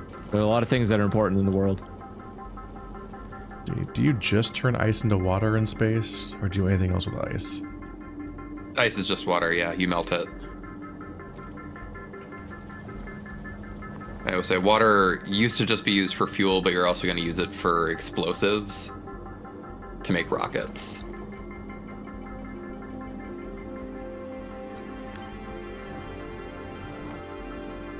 Oh yeah, and also it's how you're going to power your steam turbines. Idiot. Okay. Damn, what the hell? You don't gotta call yourself idiot, Andrew. Of course I do. If I coddle myself, I'll just get an ego. Okay. So Keith, I don't want to micromanage too much, but Yeah, I you do. I want to. Yeah, I do. Well, I want to. Damn. Before we get into the like, oh my god, what belt nightmare have I created? What horrors am I making? Keith phase. Like remember, giant sushi belt, like bigger than this sushi belt, because what you're gonna have is that the ice is only going to be needed for one thing, but then you're going to need to somehow fit like the carbon into explosives and into fuel, and it like is going to need to go through a bunch of different systems. The idea is to like have this belt here like wrap around the whole thing, kind of like how you have, you know, these going through. and then you can take stuff off of that one, and so these will all feed directly into that same belt. And then you can also have, like, you know, your trash kind of like grabbing whatever you have too much of. It's just this is going to get tangled really, really quickly. I can feel it in my bones. So you want to use one sushi belt for everything? Yeah, and then you basically just tell them, like, okay, if we've got like too many carbonic asteroids, like, don't make any more or recycle them or something. Like, you can use the circuit conditions to keep it from getting completely full of one thing. But that's the easiest belt solution to stop yourself from having to have a bunch of like weaving, you know, systems where you can't even tell what's going where, which historically has happened a lot. This is gonna be a nightmare. No, that's the thing. It won't be if we just early on, just set up that beautiful sushi belt. And again, you don't have. The struggle is I haven't built a single space station since the beginning of the game, so I don't actually have it in my head in advance what the end goal is and what the products are. So I'm just one step at a time coming up with what to do next, which is why there's no plan, because I can't plan the whole ship because I don't know what all the things are. Sure, I would so I'm say kind of just like piecemeal adding things that seem to be needed at some point. The logic is you can keep piecemeal adding things, just add them to one continuous belt. So it's like all of these outputs should just be going under the same belt, or at least it should connect at the end into one belt.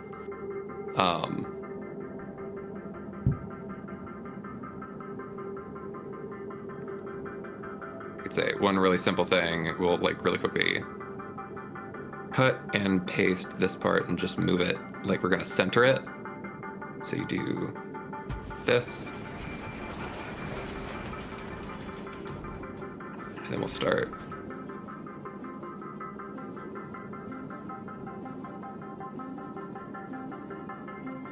Where's the space platform? Okay, it's like dead center. That works.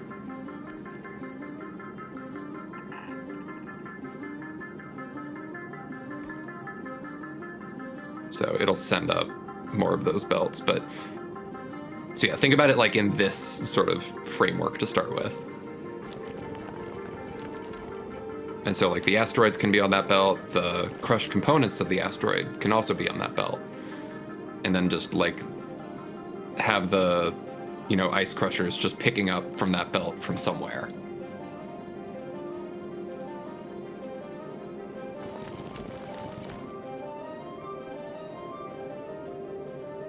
This is gonna be a monster. This is like the most complicated like thing up to this point in the gameplay flow. That's one of the things where like me and Marty have kind of been setting you up for failure here by just doing everything in the background.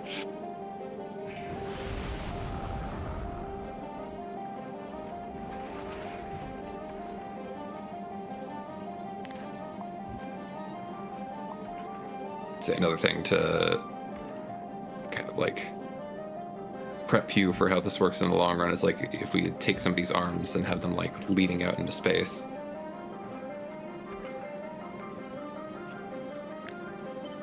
So like this will be the exhaust system.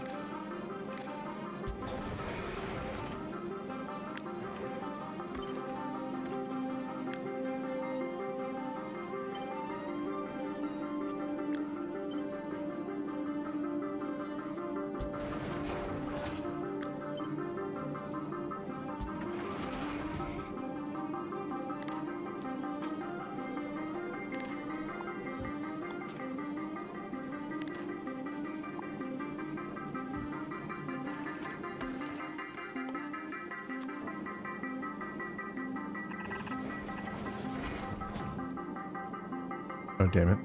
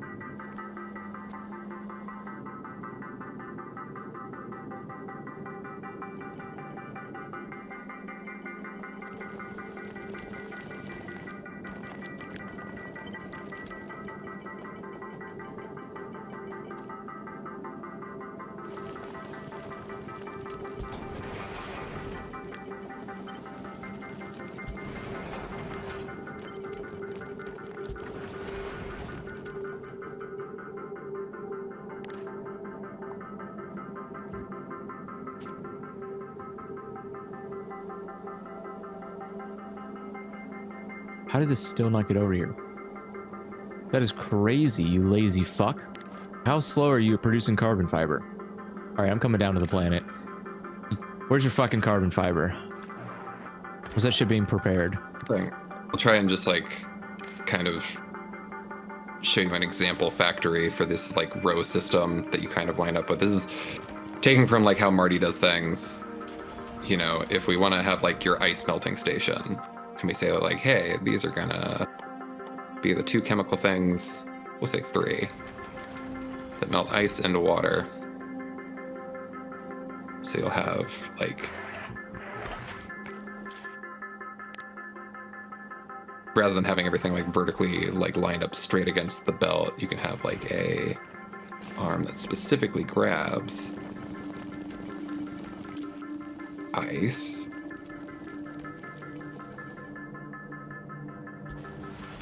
There it is. Okay.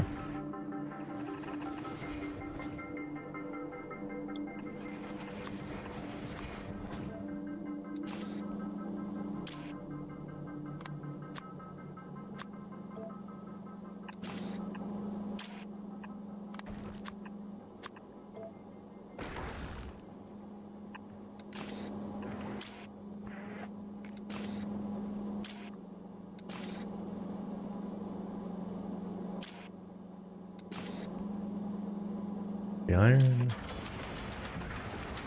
Don't know which iron.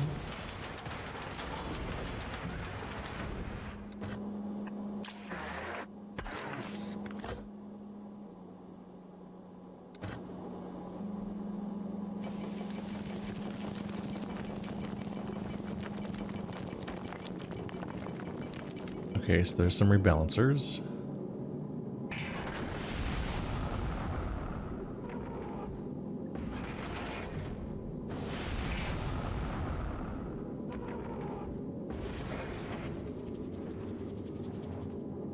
Yeah, that's probably really good. So I'm only setting this up to just kind of show you like this is sort of like the shape you should be aiming for with a lot of the like, if you're making explosives, if you're making ammo, like you just kind of have an arm that'll like pull off the ingredients that it needs, and just kind of you have that little like stash of a belt, but it's not like, you know, going anywhere. Not a tree. Yeah, exactly. And then it's just like that's the ingredients that you need for like just this recipe, and then you can like from the middle there then like route that water out to wherever you need water. And also if you don't want this, you can just again like be like very willing to, you know, use the scissor tool to like cut and paste stuff, because you can just very easily say like, hey, I don't want that there, I'm gonna put it over here or something. So yeah, you can rearrange the ship like very quickly.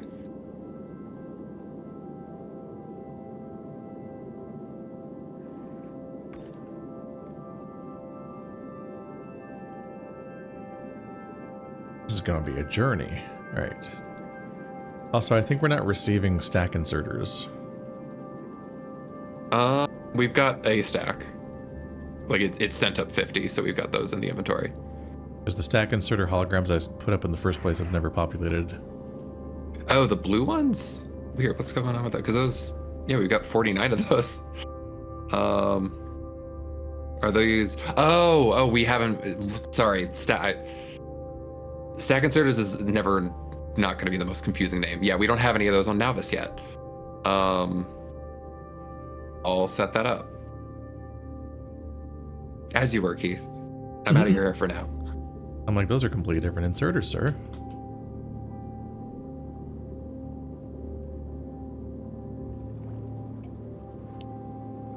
You're starting to real piss me off. All right.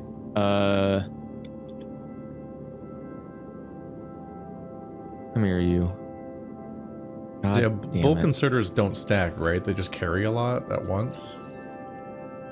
Yeah, they can like pick up at the same rate that a stack inserter does, but when they put stuff down, they put it down one at a time. Yeah, they're like the fast train unloading arm. Yeah. They save on arm rotation time.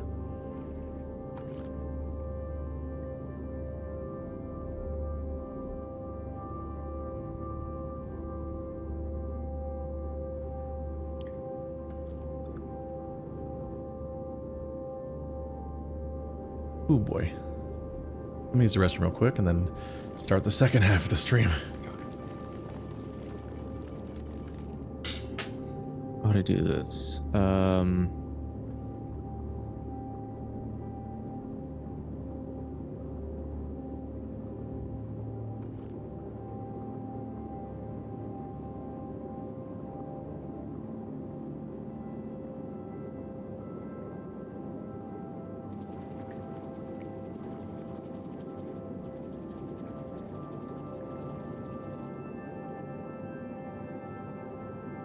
Okay.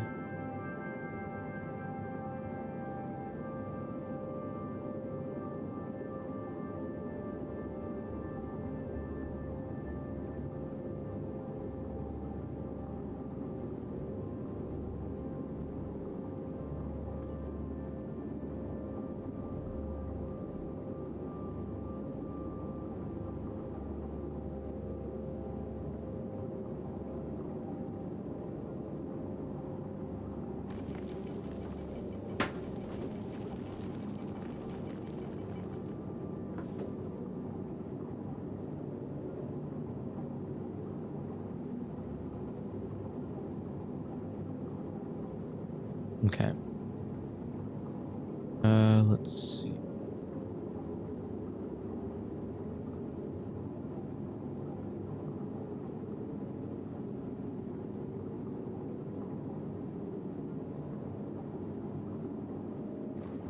Like get that little shudder of fear every time.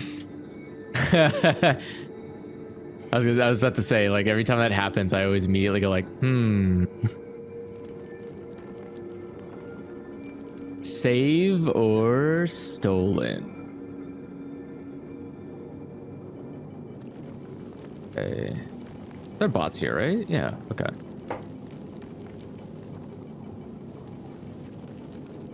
It is kind of interesting. Like I'm not like IT minded enough to like really understand the functions of like game servers, but there was a different game that was free on Epic.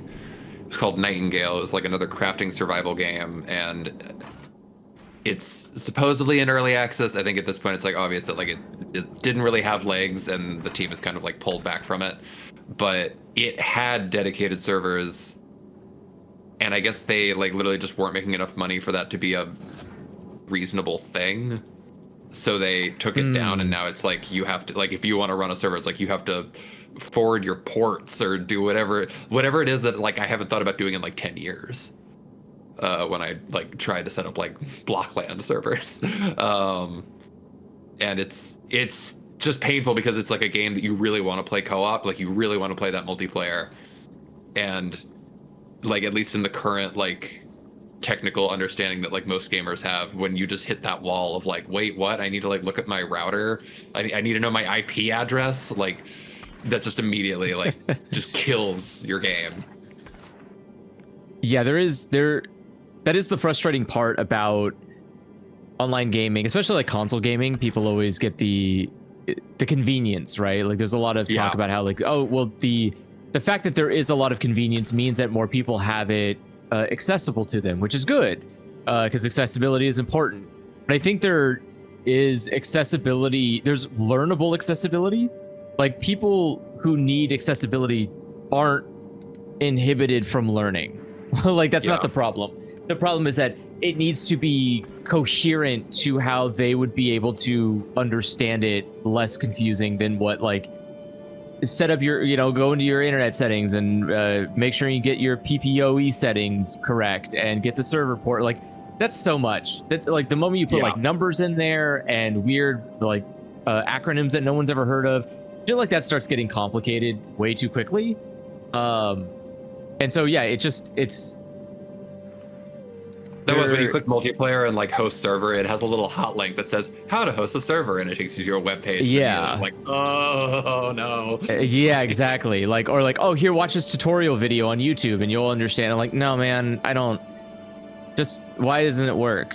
Like, why doesn't it do the thing? And I don't know. I do. Oh, what the fuck? Oh, I do think that there's definitely a way to do, again, to keep things technical but not complicated. And this is kind of close, I would say.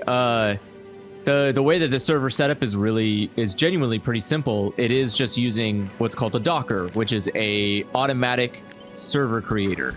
So you say you need a server for something, it'll create it for you. All the settings you want, exactly down to like all the little details. Does it all for you. All you get to do is tell it specifics that you may want. What do you want the server to be called? What IP address do you want it to go to? Those are things that you can also, like, it's important to know what an IP address is. That is like an address. It's like a location of where you are. But you could call it, I don't know, you can call it whatever you want. Or you can call it something different if it makes more sense that way. Like home address, I don't know. Yeah, that's the part where it gets difficult. It's like, how do you communicate a lot of things that are important to know, that aren't difficult to remember? Trying to think of it like wasn't how... the kind of thing that we were kind of given pause when like I started saying like, oh, I guess I could go through this process, and then my friend was like, that might like open your computer up to some stuff you don't want to do if you're not careful. And I was like, oh wait, no, you're right. Like I just, when you like don't actually know what you're talking about. It's interesting because it connects to the whole like, you know, stop killing games sort of movement, where it's like okay, like this online game, you want to be able to like keep playing it forever. Like, are you gonna pony up the technical understanding needed to like help us out there, or are you gonna expect us to constantly pay for dedicated servers when we only have like 30 people on at any given time? Like, and that's the thing, is like I do wish that it was like Valve's version of how they manage servers is really good. I love that you can, right now, I can go and play Left 4 Dead 2 with a bunch of people that I care about because it is peer-to-peer. But also, I can once just... again refuse to play with the team. Sure, but the point being is like I could literally just pop that game open, have no technical knowledge, get my friends together, and we play a game, right? I don't need to know how to set up a server. It just can do that for me on like some sense. But also I can host a server. There's a way that I can host a private server if I want to. And I think that's what's nice. I like that there's that option of convenience and complication, where it's like, yeah, I want something super specific, so I'm gonna host it myself because I'm willing to go through that effort. But also, here's an option that is just everyone accessible. And I feel like there has to be, that cannot be nearly as complicated as companies make it out to be for a lot of stuff. Because I don't know, even Overwatch does custom games. Isn't that literally what the entire game is? Like, Overwatch is just a server that generates a custom game and grabs people waiting in a queue and puts them in it. Like, that's the game. That's the whole thing right there. Why can't I host servers for that, right? Why would that be difficult for me to then just say like, okay, then just keep the little UI element together. That's all I ask. Just keep the dumb little box that it's all in going, and I'll front the rest of it. Come here, cat. Shut up! I hear you. Come here. Get over here. I have to like give him attention if he's meowing too much, because otherwise he's gonna piss or shit on my bed. Yeah, right in front of you too. He has the. See, it could be such an aggravating meow. People think of cats making cute little noises every now and then, or you kind of expect them like to make noises the way that like a Minecraft NPC makes noises, where you go like, yeah, meow, yeah, like just random intervals and sounds and pitches. This cat will go meow, meow, meow, meow, meow. Meow, just on an even timing at the same pitch continuously for 10 minutes sometimes, like an alarm. And I'm just like, Jesus Christ, you need to, what if we, stop it, stop doing this. Whatever works, human. Whenever Andrew shows human activity in the morning, it's just complete RNG which thing's gonna wake me up because there's so many different things happening. It's like sometimes its shadow's gonna wig out randomly, sometimes a door is gonna pop or snap or whatever. Sometimes the cat just turns into an alarm clock at first thing in the morning and just won't shut up. I'm like, why is this cat doing this?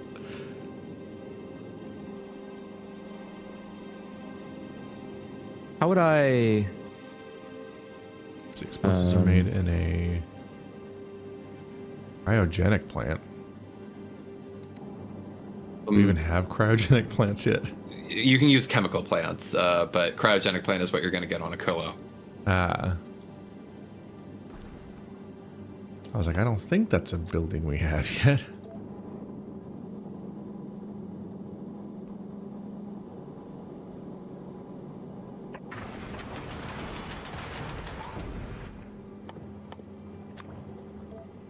Okay. Thanks. I'm not stupid. What is...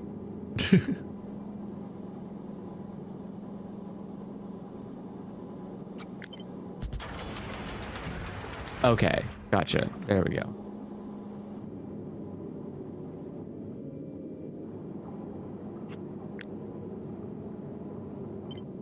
Or you have to insist the less I believe you.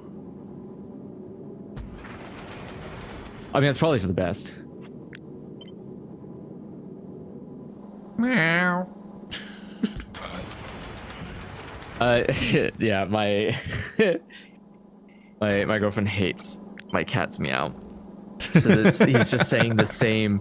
She says he's just saying the same word over and over and over again, and it's really annoying. Your And girlfriend finds she both then your points to pets her. so annoying. I love my pets. Dearly, Somehow this in which somehow I this mean, this is I a hate step that. up from how your last girlfriend felt about your pets. Hey.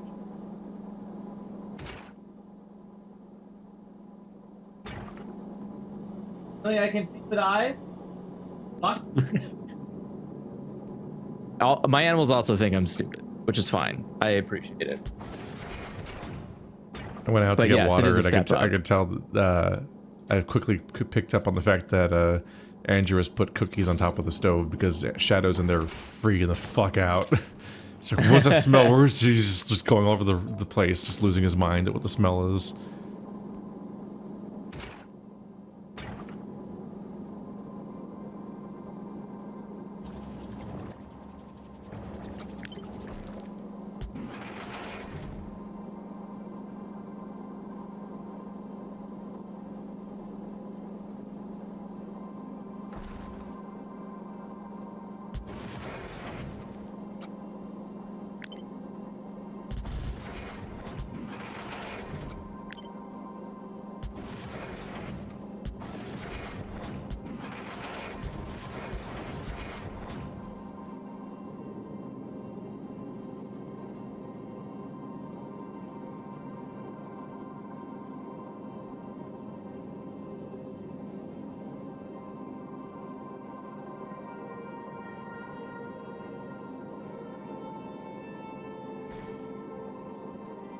Okay.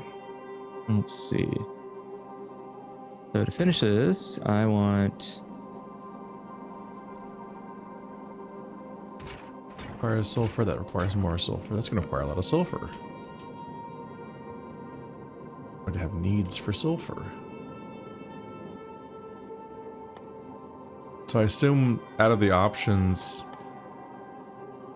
for this ship, we're producing like armor-piercing rounds and explosive rockets?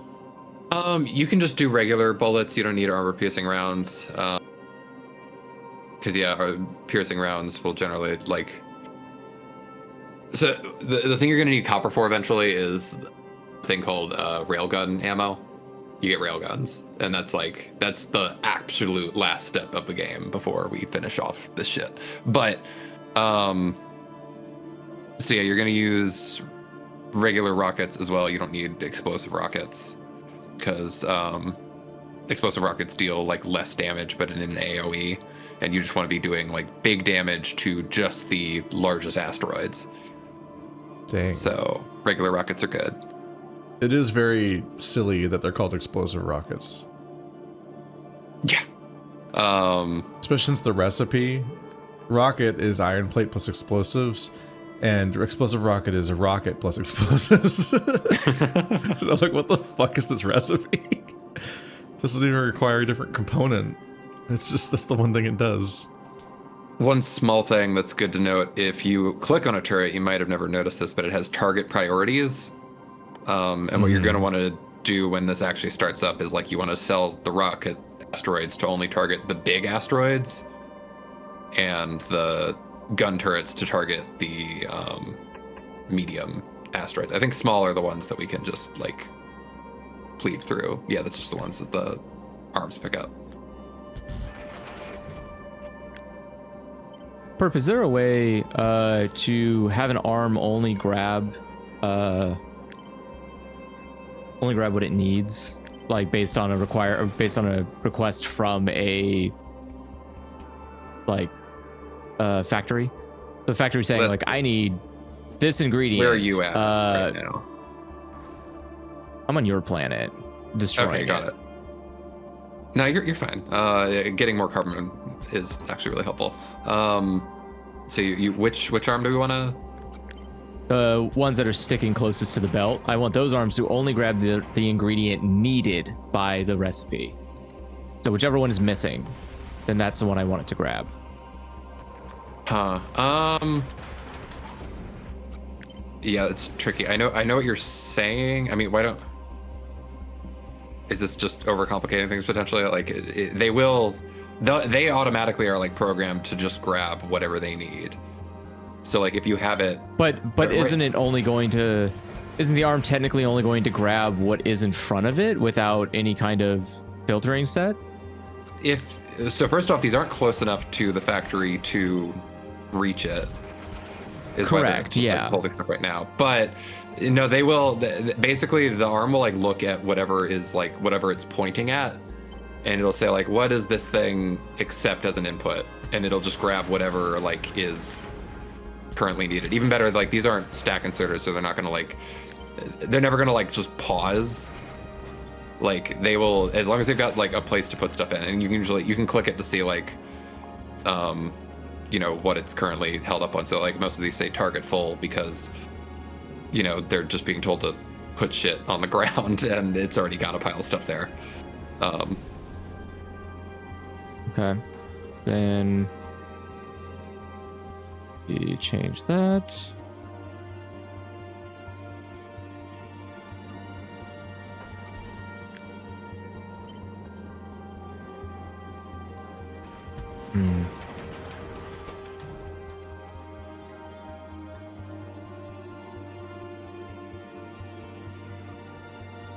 Damn.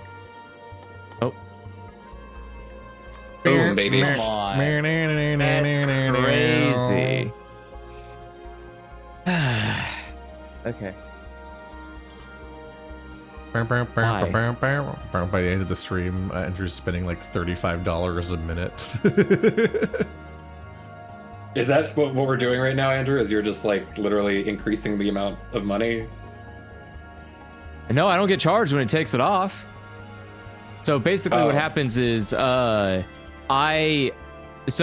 the way that it works is that if I pay a very small amount of money for the server while it's running, and then what happens is that if someone comes along and says, I need this storage space, we get into a bidding war.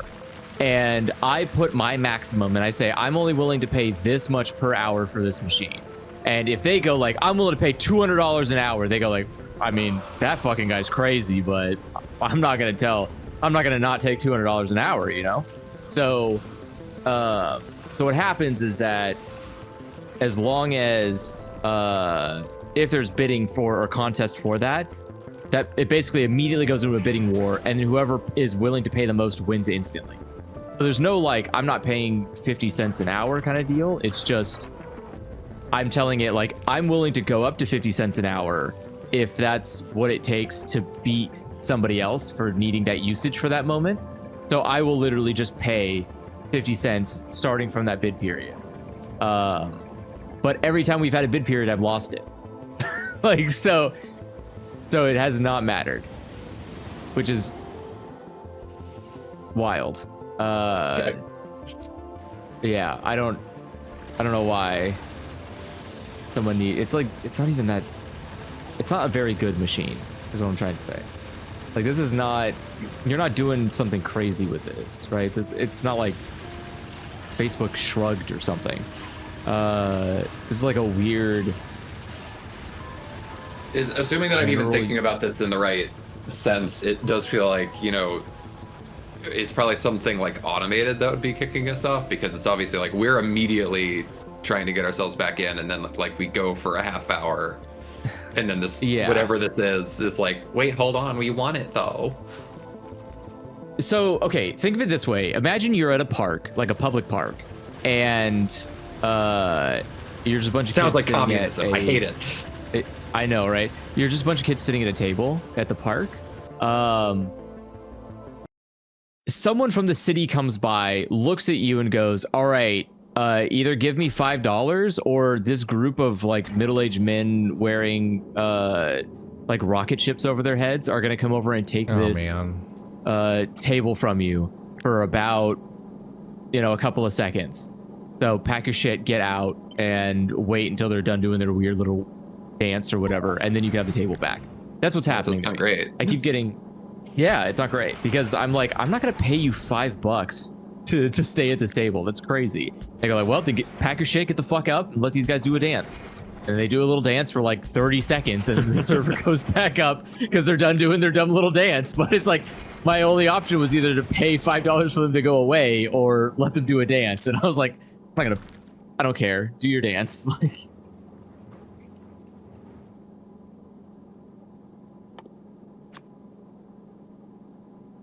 Chat says, what a cool analogy. I don't... Okay, you don't have to patronize me. I know I'm stupid. It's just the... like... Oopsie. Like, it's just a really dumb, like, it's a very dumb situation that I'm only doing because it's such a fucking complicated process to host your own server at home most of the time, unless you have super finite control over your own network settings. And you can't really do that with our internet provider, because otherwise we don't get access to unlimited data, which then defeats the entire fucking purpose of trying to have control over your own network. So, really stupid.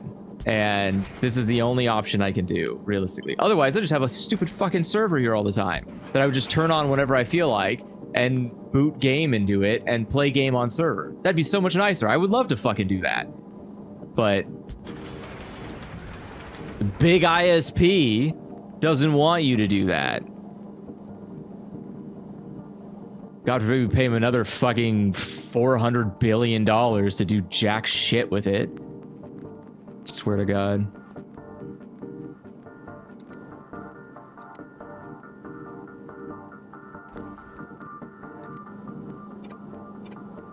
I wish I could figure out how to steal that much taxpayer money and get away with it. What the fuck? Why am I wasting my time doing this shit? I work for a living. There's some guy out there just stealing my goddamn money. Why am I not doing his job? Let's see. I need to figure out how to do this. Try spinning. That's a cool trick. I was just thinking about spinning, but I'm concerned that spinning isn't going to produce the results I need. And I don't really want to redo all this because I kind of am a little scared when I look at this and think about the perplexities of it all. But I feel like its positioning is just kind of... what's the nice word for defecation that kills people? Shit and die? What? Yeah. Shit and die. There we go. The, What the fuck? I don't know. I'm just trying to think of something and filling and buffering the space while I'm doing that. Okay, so get rid of this, get rid of that. Head empty but mouth full. Pretty much, honestly. I've already expressed this before, right?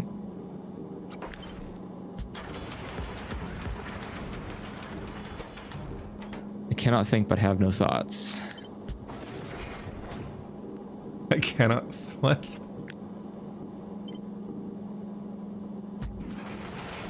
All right, I'm gonna do. Quote Harlan Ellison, wrong answers only.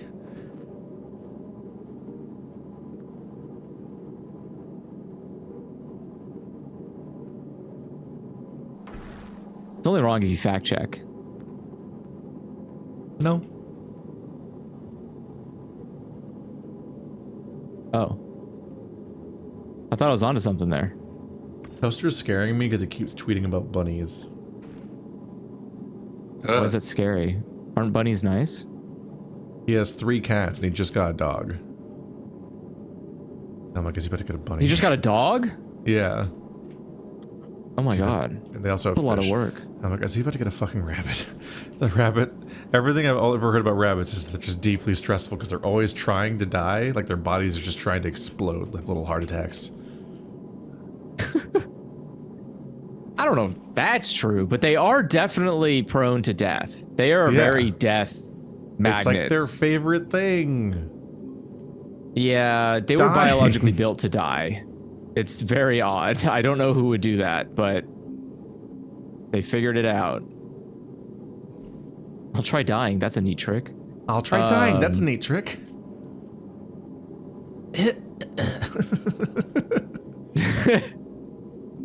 Wow, he was right. It was a pretty neat trick.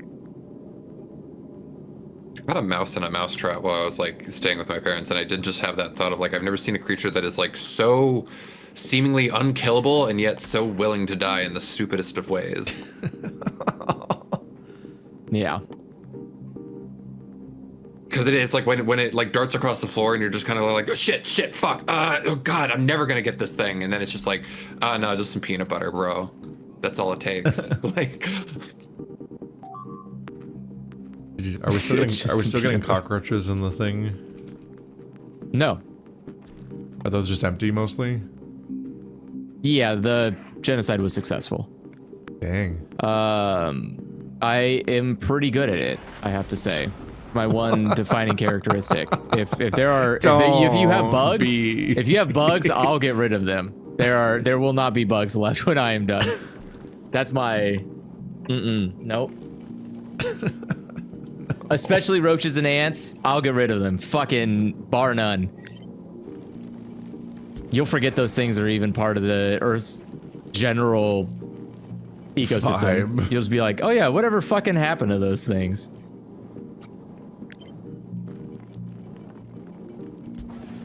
I'll just be like, shh, don't worry about it. Don't think about stuff like that. Think happy thoughts. About how the roof's gonna cave in eventually. This is a terrible house. Andrew, what is the goal here with the carbon fiber? Are we just trying to make more? I'm just trying to make more, and I don't understand how buildings work. Do you understand that they need nutrients? I don't understand how buildings work. I do know that they need nutrients. That I am aware of. And I am working on that studiously. Which is to say, kinda. I'm working on getting stuff there soon, hopefully. Okay. I just have to change direction. Oh. I think we got. Yeah. Okay. So Keith, if you request some stack inserters, we send 100 over to Nauvis, so you should at least have enough to work with here. Nice. This is coming along, Keith. Yeah. This is like kind of we're getting to the vision. The vision is happening. We must have encountered. Was I shipped resources, or did somehow just encounter rocks to mine? Because suddenly my shit's full of. My track is very crowded. Yeah, it just small asteroids are constantly like kind of coming around, and your asteroid and grabbers are grabbing them. So. Oh my god. This would be a good time to this. So you see over where my mouse is right now, like I set up the preliminary like kind of trash section, you can you know, hook up some circuit conditions so that these like say we've got too much fucking you know, metal ore, just chuck some of that out into space. Get out of here. It is rapidly turning into a problem. Yeah. So, well, it's just as soon as you get some of these arms to like balance things out for you, and that's the nice thing is like once you've got like an arm per material, then you can just kind of like turn that slider up and down as you need it.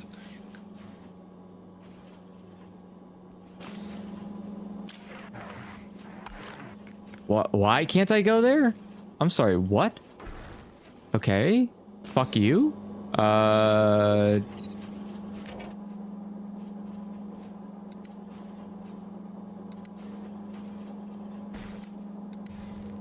Weird. Baffling. This is one of the things that'll be less Kind of a of problem insulting. if we replace the Ooh. Thank God. Saving the map. All right. I was like, wait, dude. I'm busy. It's one thing we do want to have stack inserters. Like the asteroid crushers should have like stack inserters Coming out of exporting stuff. Yeah, but they also you're gonna need to like set up multiple stack inserter arms and probably like kind of change this belt situation for them because you're gonna need to have like. Remember that a stack inserter only turns if it has a full stack. So if we run into an asteroid, it's gonna get stopped up. It's gonna get stopped up.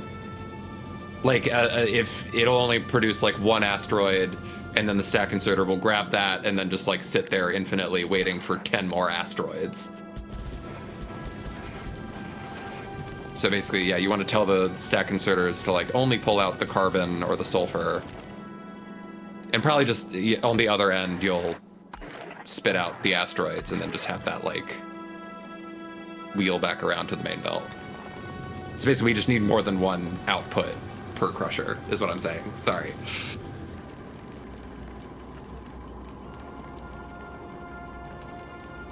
I was like, what the fuck's he talking about? Yeah, Here. I'm just gonna help you out. I think he might be lying.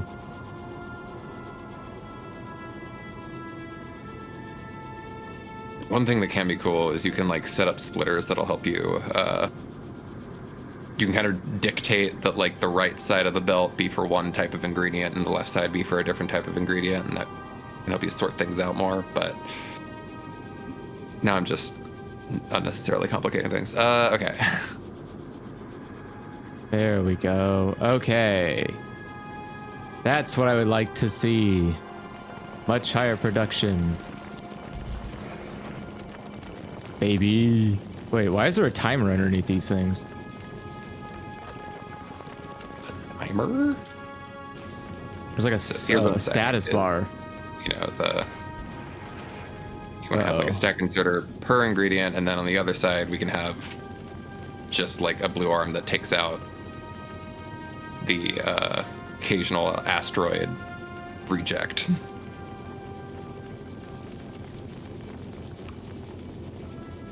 This will filter out.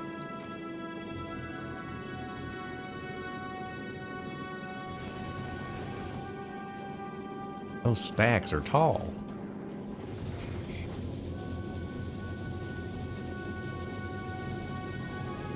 So now the problem is coal, which that's fine.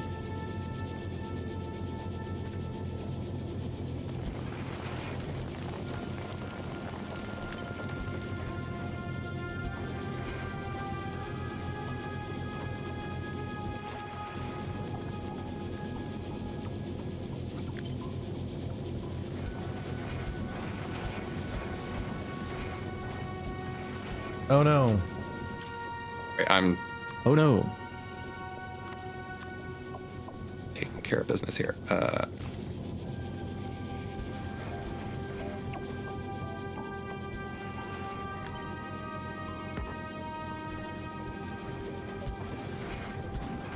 Okay, there. That should be good. And then, yeah, you just want to have that ore arm will handle taking off too much, because, yeah, you immediately start to get like a absolute metric fuck ton of iron ore. Goodbye, iron ore. We're introducing you to your natural habitat, being a rock in space. Hi. Aloha. Oi.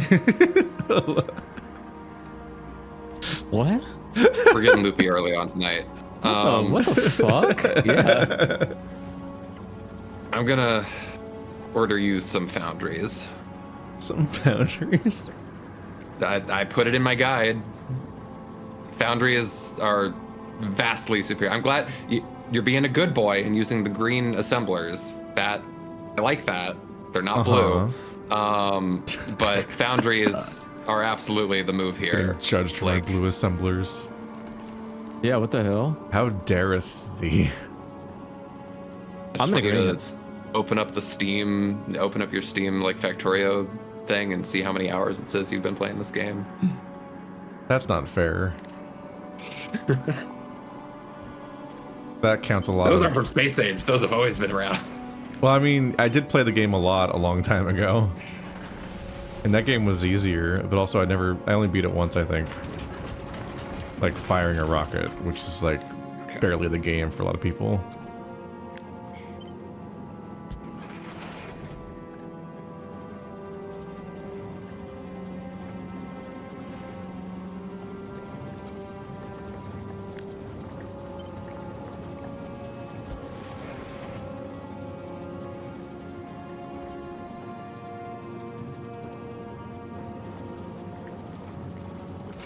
Turning into water. That outputs is that stuff.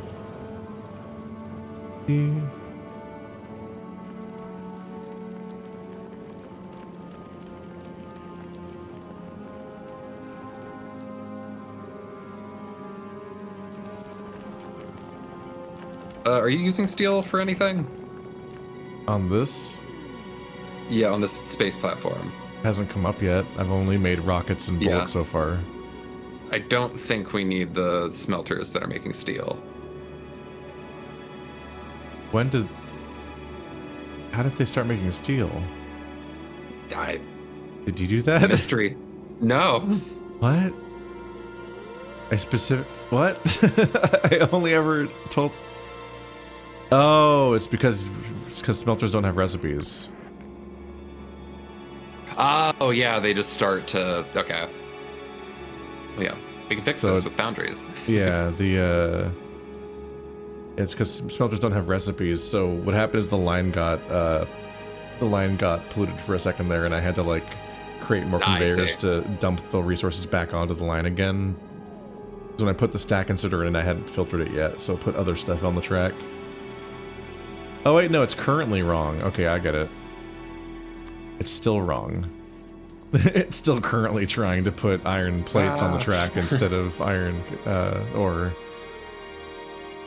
Oops. We should also think about here. We should get some plentiful storage cargo bays. Are you saying you wanted to use foundries? Are those used for just for ore?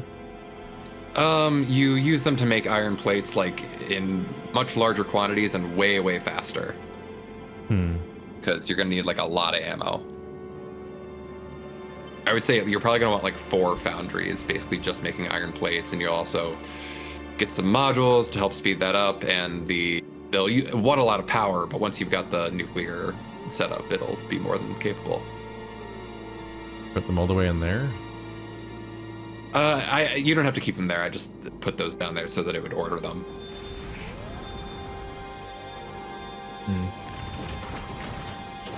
I suppose you're also probably going to want like some fluid tanks in between so that it can like store up a certain amount of liquid metal.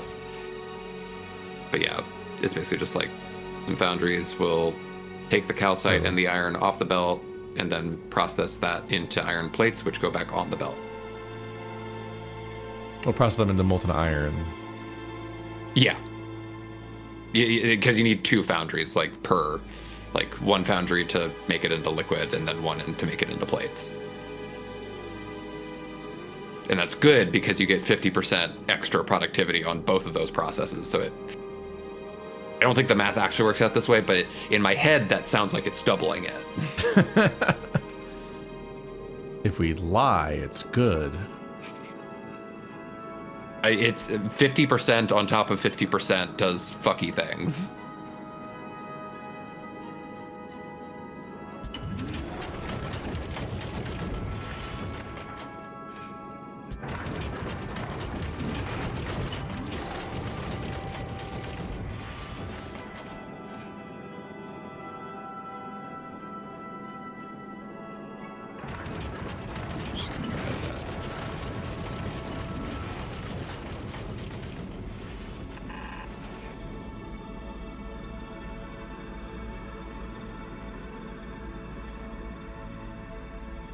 Probably 2 making it into liquid and 2 making it into plates. You don't need like 4.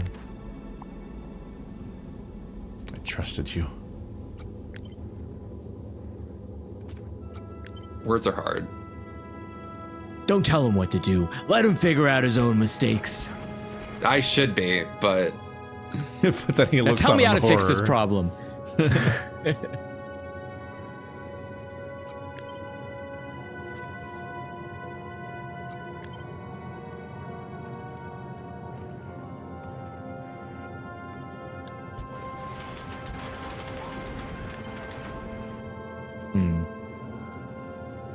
Okay, I feel like there's probably a much better way to make what I'm making, but I also think I'm not very smart. what do we got going? Where here? is the production of carbon? Up above here. Okay, so this is producing it through burnt spoilage. So Okay. currently it's got. That's not a lot. Yeah, what is the mathing this to make enough? Because I need way more than this. I need a lot of carbon. I had need more put in some carbon. fucky circuit logic that was like trying to control the flow of spoilage to the carbon. I think we just need to let it roll. So you should start getting more now. 'cause- There we go. Okay, thank you. I love it. So much more carbon. And by extension, more carbon fiber. This is all for you, Keith. Be happy. I don't even know what you're doing. Exactly.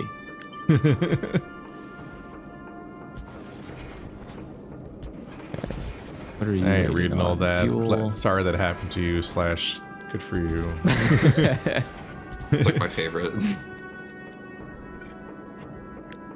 Have we sent none to the planet? We did. We already sent 100. He's building with them right now. Oh, okay. I was Yeah, looking at the but we ship which want was more. parked on Ballard. We want plenty more because we could immediately be using that on Nauvis, like large scale. We just haven't been doing so yet. Okay. Then in that case, let's figure this out. Why does it look like this? Big, tall stack of iron plate. Whoa. Iron plates like whoa. Yeah, bud. Whoa. Whoa.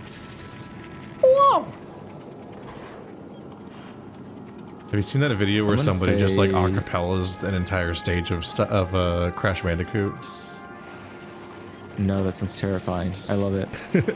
You just see footage of him playing through a full level, and he makes every single sound but all of it. So like, he's doing the sounds of every NPC and every damage sound, but then he's also doing like the sounds of like the crates crashing and every single apple remembering being this collected now. into the scorecard. What the fuck? And he's also doing What the hell, background really? music and the negative space between all of the things. So he's just yeah. Whoa. The fucking the little like tiki mask. Just losing your goddamn mind. You're like, what the fuck? How is he doing all this? I'm scared for a man. I've been in that headspace. Like fucking Crash gets you to that point where you're just hypnotized.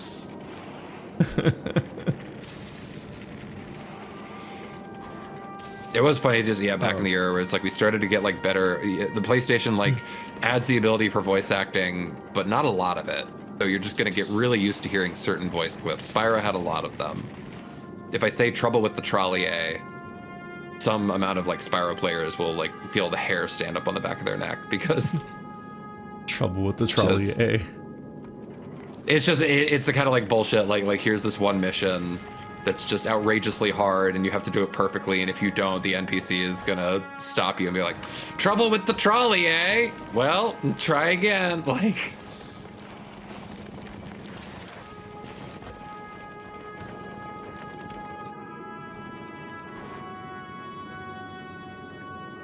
kind of reminded me, I started playing Ocarina of Time for the first time with like the Switch 2 because like, oh hey, Switch Online lets you just play those.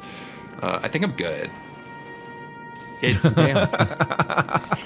It was surely very impressive at the time, but I just genuinely got to a certain point where I'm like, I see what it's going for, and I just don't have the patience for the amount of like, okay, this guy wants the blue chicken. I need to go find him over in this part of the map. Oh, now I need to get the mushroom over there, but I need to do it in 3 minutes. Like, or else I have to run back. There's just so much. I don't know. I guess I didn't realize that Ocarina of Time was like such a classic like point and click adventure game style thing where it's like 90% of the progression feels like you're trying to remember what every single NPC on the entire world wants at any given time. Yeah, welcome to being a kid, man. Yeah, I can't imagine like, I don't know. It's like, I guess this is why this game like lasted people so long. For, you know, it would certainly like make my childhood if I didn't have the internet explaining it all to me. But fuck, like, I really like the temples. The temples are also like way smaller than I expected them to be. Like it's in playthroughs they feel like they take so long, but then when you're actually in, it's like oh wait, no, it's just kind of like compared to like Skyward Sword and shit. Like they just got bigger and bigger. I feel like there is an unspoken and undiagnosed amount of trauma bonding we have all made to games made a long time ago, and we will one day understand that those games were not actually good. We just enjoyed them because we had to, and they were good because we had to enjoy them. Well, so I'm gonna say like as far as adventure games go, like it is really compelling, and it's like, wow, like what a memorable world and cast of characters. It feels like, you know, I have a place in this world and I like it for that, but holy fucking shit, but also, man, it oh my god, sucks. Yeah. There's like a lot of things that kind of suck about it, which is, again, it's fine. It's not like it's a should never have been made game or whatever. It's just that it's not, a lot of people will, like, especially Keith had to go through that brunt when he started doing the Zelda playthrough, especially, where it's like you start playing games that people find beloved, and like when they are watching someone who's never gone through the traumatic experience of having to deal with that game for so much, their reaction isn't going to be very favorable. Like yours may feel now that you have gone through the treacherous hours of suffering with the game, right? So like if you run into the encounter where you're like, what do you mean I gotta chase a guy down with a fucking mask so I could get something? Fuck this guy. What am I doing here? This is like such an ass thing to do. Like, someone's gonna like, no, but you feel reward when you get it. Like, what's wrong with you? It's good. It's like, no. No, this is not good. Like, it was like, it's fine. It's okay. When the Mario like 35th anniversary collection came out, I played like Mario 64, and I was kind of amazed by it. Like, wow, this actually feels like it's aged really, really well. But it's also just, you don't have to think very hard for Mario 64. Like, you pretty much know what you're supposed to do at any given moment. But you know what? But you know what doesn't feel good? Feels is great. Sunshine. Sunshine feels fucking awful now. Like, especially playing, because like I bought that same pack, and I was like, I'm gonna go through and play all of them. And so I was like, oh, this is why I Mario should never 64, play anything old. I was like, Mario 64 does still feel really fluid, even like with updated controls and stuff. And then the moment I switched to Sunshine, I was like, this only works in its intended Like, I have to use a GameCube controller for this fucking thing. There's no other way to play this game. Like, oh my god, are Is you it- fucking kidding me? Jesus. Dude.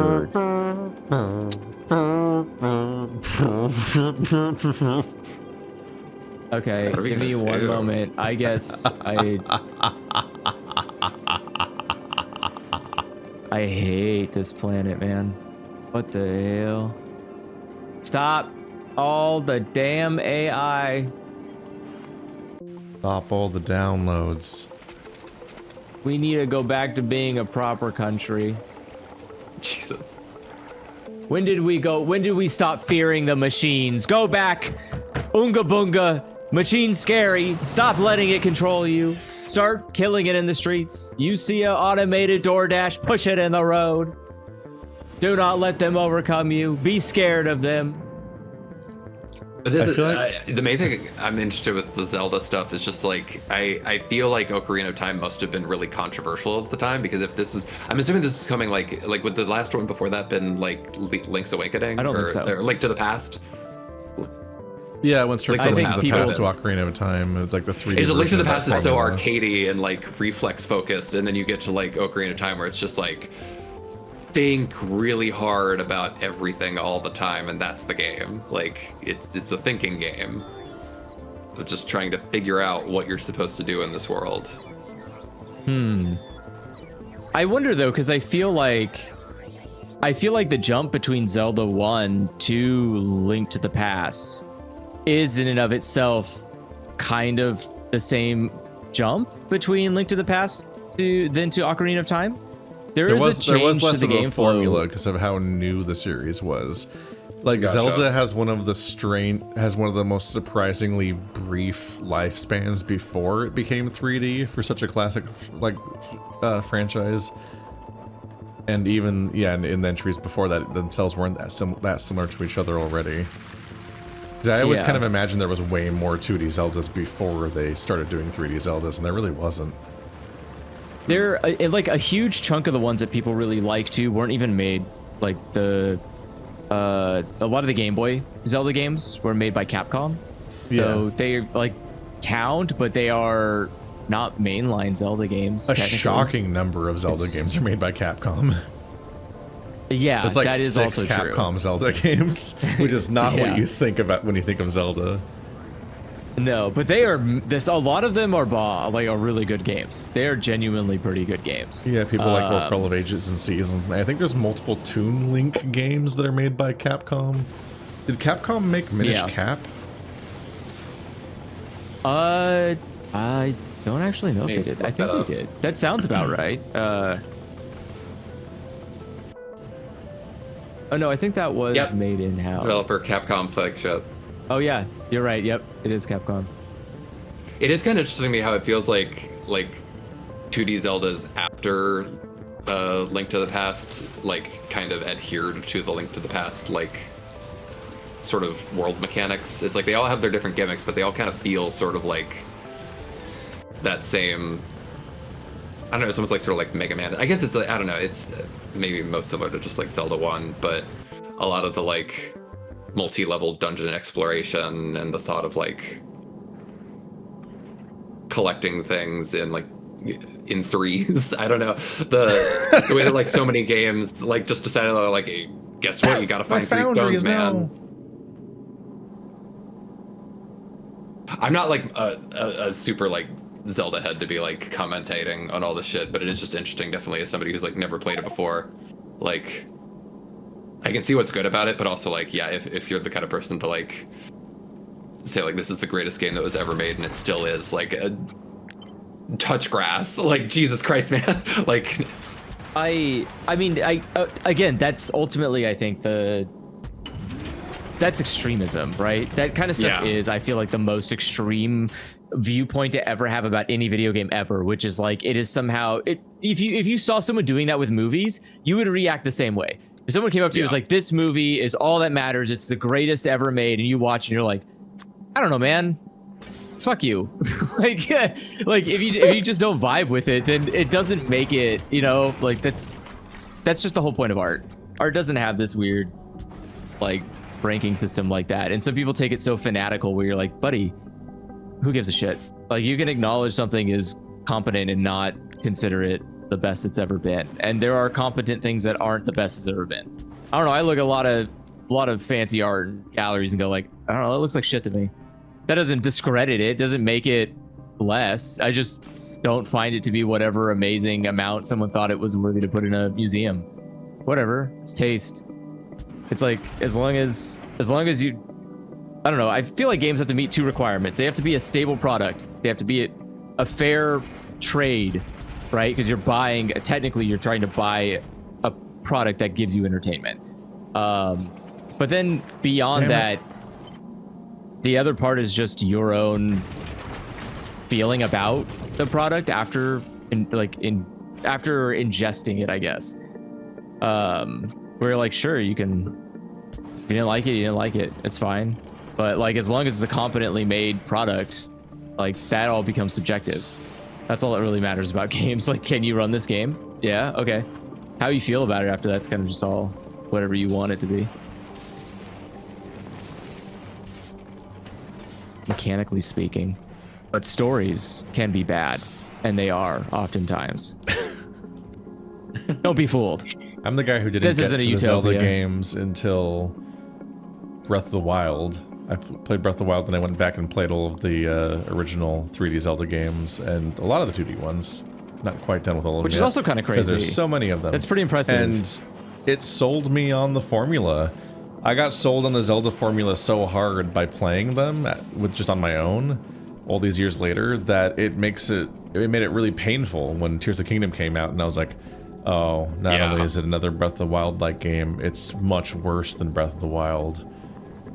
I wish they would make a Zelda game again. And then the Echoes of Wisdom came out, and it looked more like a Zelda game, and then it wasn't a Zelda game still. It really still didn't have the formula whatsoever, and I'm like, oh, can they please make a Zelda game? It's been since Skyward Sword came out in 2011.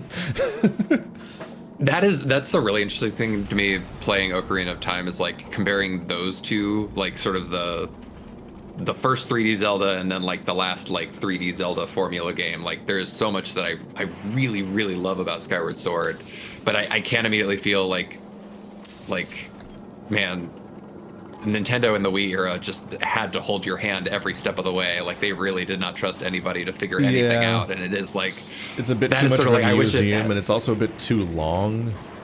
And so it was just funny because it's a fraction of the length of Breath of the Wild and Tears of the Kingdom, but like, it's just like, it's a combination of them reusing the environments, but also the fact that you just do so many tasks over the course of the linear story that you're just like, you hit a point where at some point, in a way that I felt kind of about like The Last of Us 2 also, where I'm just like, this is a long enough series of missions in a linear order that eventually I'm like, it could have been shorter than this. It just could have been shorter than this. Like in The Last of Us 2, I hit my fatigue point right when you're going through the crumbling hotel in the second campaign, and I'm like, this is... I hit a point somewhere around here where this is too much game. It's like, it's good game, but like, they made too much. This is just, the campaign doesn't need to go on for this long. And yeah, you hit a point where you're like, I think like probably around the time you're doing the diving segment in a Skyward Sword, where you're swimming around the flooded version of a previous level and getting music notes, and you're like marveling at like, huh, this is one of the only good, not only is this one of the only bits that have good, one of the only like games I've ever played that has good swimming controls. This is maybe the only time that the motion controls feel good. Like, they're really good for swimming. Weird. Yeah. Also, this is simultaneously a slightly neat breaking up of the pace by doing a weird thing, but also like the exact moment where the game feels like it's been going for too long because they needed to break up the pacing with this weird swimming segment, and they could have broken up the pacing by ending. Yeah. That is a funny way to put it, because that is like, it's really interesting to me, like with I didn't realize the degree to like Skyward Sword is like clearly kind of aping the progression of like Ocarina of Time, where it's like, okay, you're starting in the forest, you get a slingshot, like here are these denizens. So it's like Skyward Sword was supposed to probably kind of feel like, look at how far we've come in the 25th anniversary. Wasn't it? It was the 20th or 25th anniversary of Zelda. I don't know, but it's now been half as long again. Probably 25th. And they haven't made a game like that ever since. It's rough when they make a 10-year anniversary HD edition of the game, and they still, in the meantime, still haven't really made a game in that style the whole time. Yeah, because they're so that's dedicated to whatever these, the next these one two is. Breath of the Wild games. I'm definitely ready to go back to like Zelda formula, just playing Ocarina of Time. I'm like, this is a more fulfilling experience. Even I want to see them iterate on the Zelda formula in interesting ways, like they did with Majora's Mask, instead of slavishly recreating it. But I also don't want them to keep doing this thing they've been doing lately, where video game franchises are like unrecognizable and they're losing their identity because they don't even keep core tenets around. Like the new Metroid Prime has a very long segment where you just kind of drive around a desert gathering crystals. They have like a hub where you just waste your time, and it's like, but it's the original Metroid half of Metroidvania. Why is there unrelated trash in here? Why did they try, like, it sounds like they ran out of money and couldn't finish the open world, so it's also bad and embarrassing. But why did they even try to make an open world in a Metroid game? That's like the main thing, is it being like that. And like Star Fox Adventures has its defenders, but why is that a Star Fox game? Beyond furries liking Star Fox and needing an excuse to not fly a ship to like Star Fox, which is not a demographic I think they were marketing to. Like it's the Star Fox game that I would most likely play, because I don't like playing Star Fox, but people, the only reason sequels are happening to Star Fox is because people supposedly liked Star Fox the first time around when it was a ship game. It's like, why is there an open world Metroid? Why is there open world Zelda? Why does Zelda not have any of its core progression tenets? You don't get, like, for a decade now, Zelda has not been a series where you get a series of new tools over the course of a playthrough that change how you interact with the environment and future puzzles and worlds.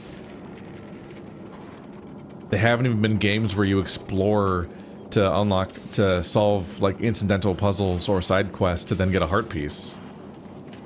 Because in both in both Breath of the Wild and Tears of the Kingdom, they put literally every heart piece in the shrines. And then the shrines are just a bunch of glowing buildings all over the map that you can see from a distance. So there's a two-pronged problem where, one, now you never, ever, ever get the dopamine hit of being rewarded for doing something by getting a heart piece, because all of them are gone. They're all in the shrines. But also, it's never exciting to solve a shrine, because every single time you do it, you always know you're getting the exact same reward.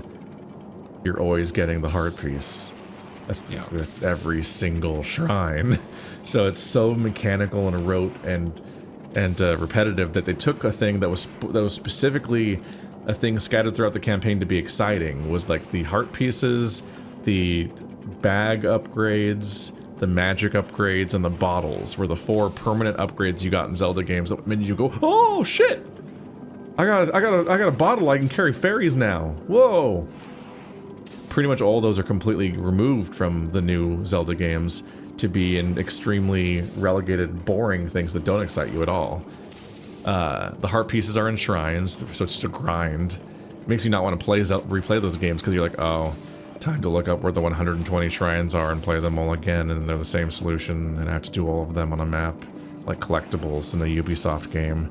Shrines become the stupid foxes you follow around in Ghost of Tsushima to a shrine over and over again, and then do a little dance, and then you get your little reward, and you're like, cool, this was cute. It was cute like 3 times, but the game wants me to do it 80 times. I love open world design. And then all those exciting weapon upgrades you got by solving a particular quest, or like saving a Goron or whatever the fuck. Oh, I got the cooler version of my sword. I got a new tunic or something. Now they're like, oh, so the fairy, if you meet the fairy who's a drag lady, she gives you a giant shopping list, and now you have to go around the map grinding for shopping list items and then bring them back to her. There's several loading screens in this process. And it's not a surprise when you get the cool upgrade because you were deliberately farming for those resources for hours. Cool. And they had the chance in Tears of the Kingdom to reintroduce heart pieces because they added the new energy meter for your inventions. And they made it you farm for it by grinding rocks. So if you want to upgrade your energy meter, you've got to just mine rocks like this is RuneScape in the underworld. Just do that for 80 hours and you'll fill up your energy meter. But you filled up your energy meter. Good job. It turns a second color. Do it again. All right, time to farm the rocks for another 100 hours. Like, they could have... Oh my god, imagine if your ability to have cool inventions was tied to, like, some sort of exploration or cool discoveries. It's like, no. Mine the rocks.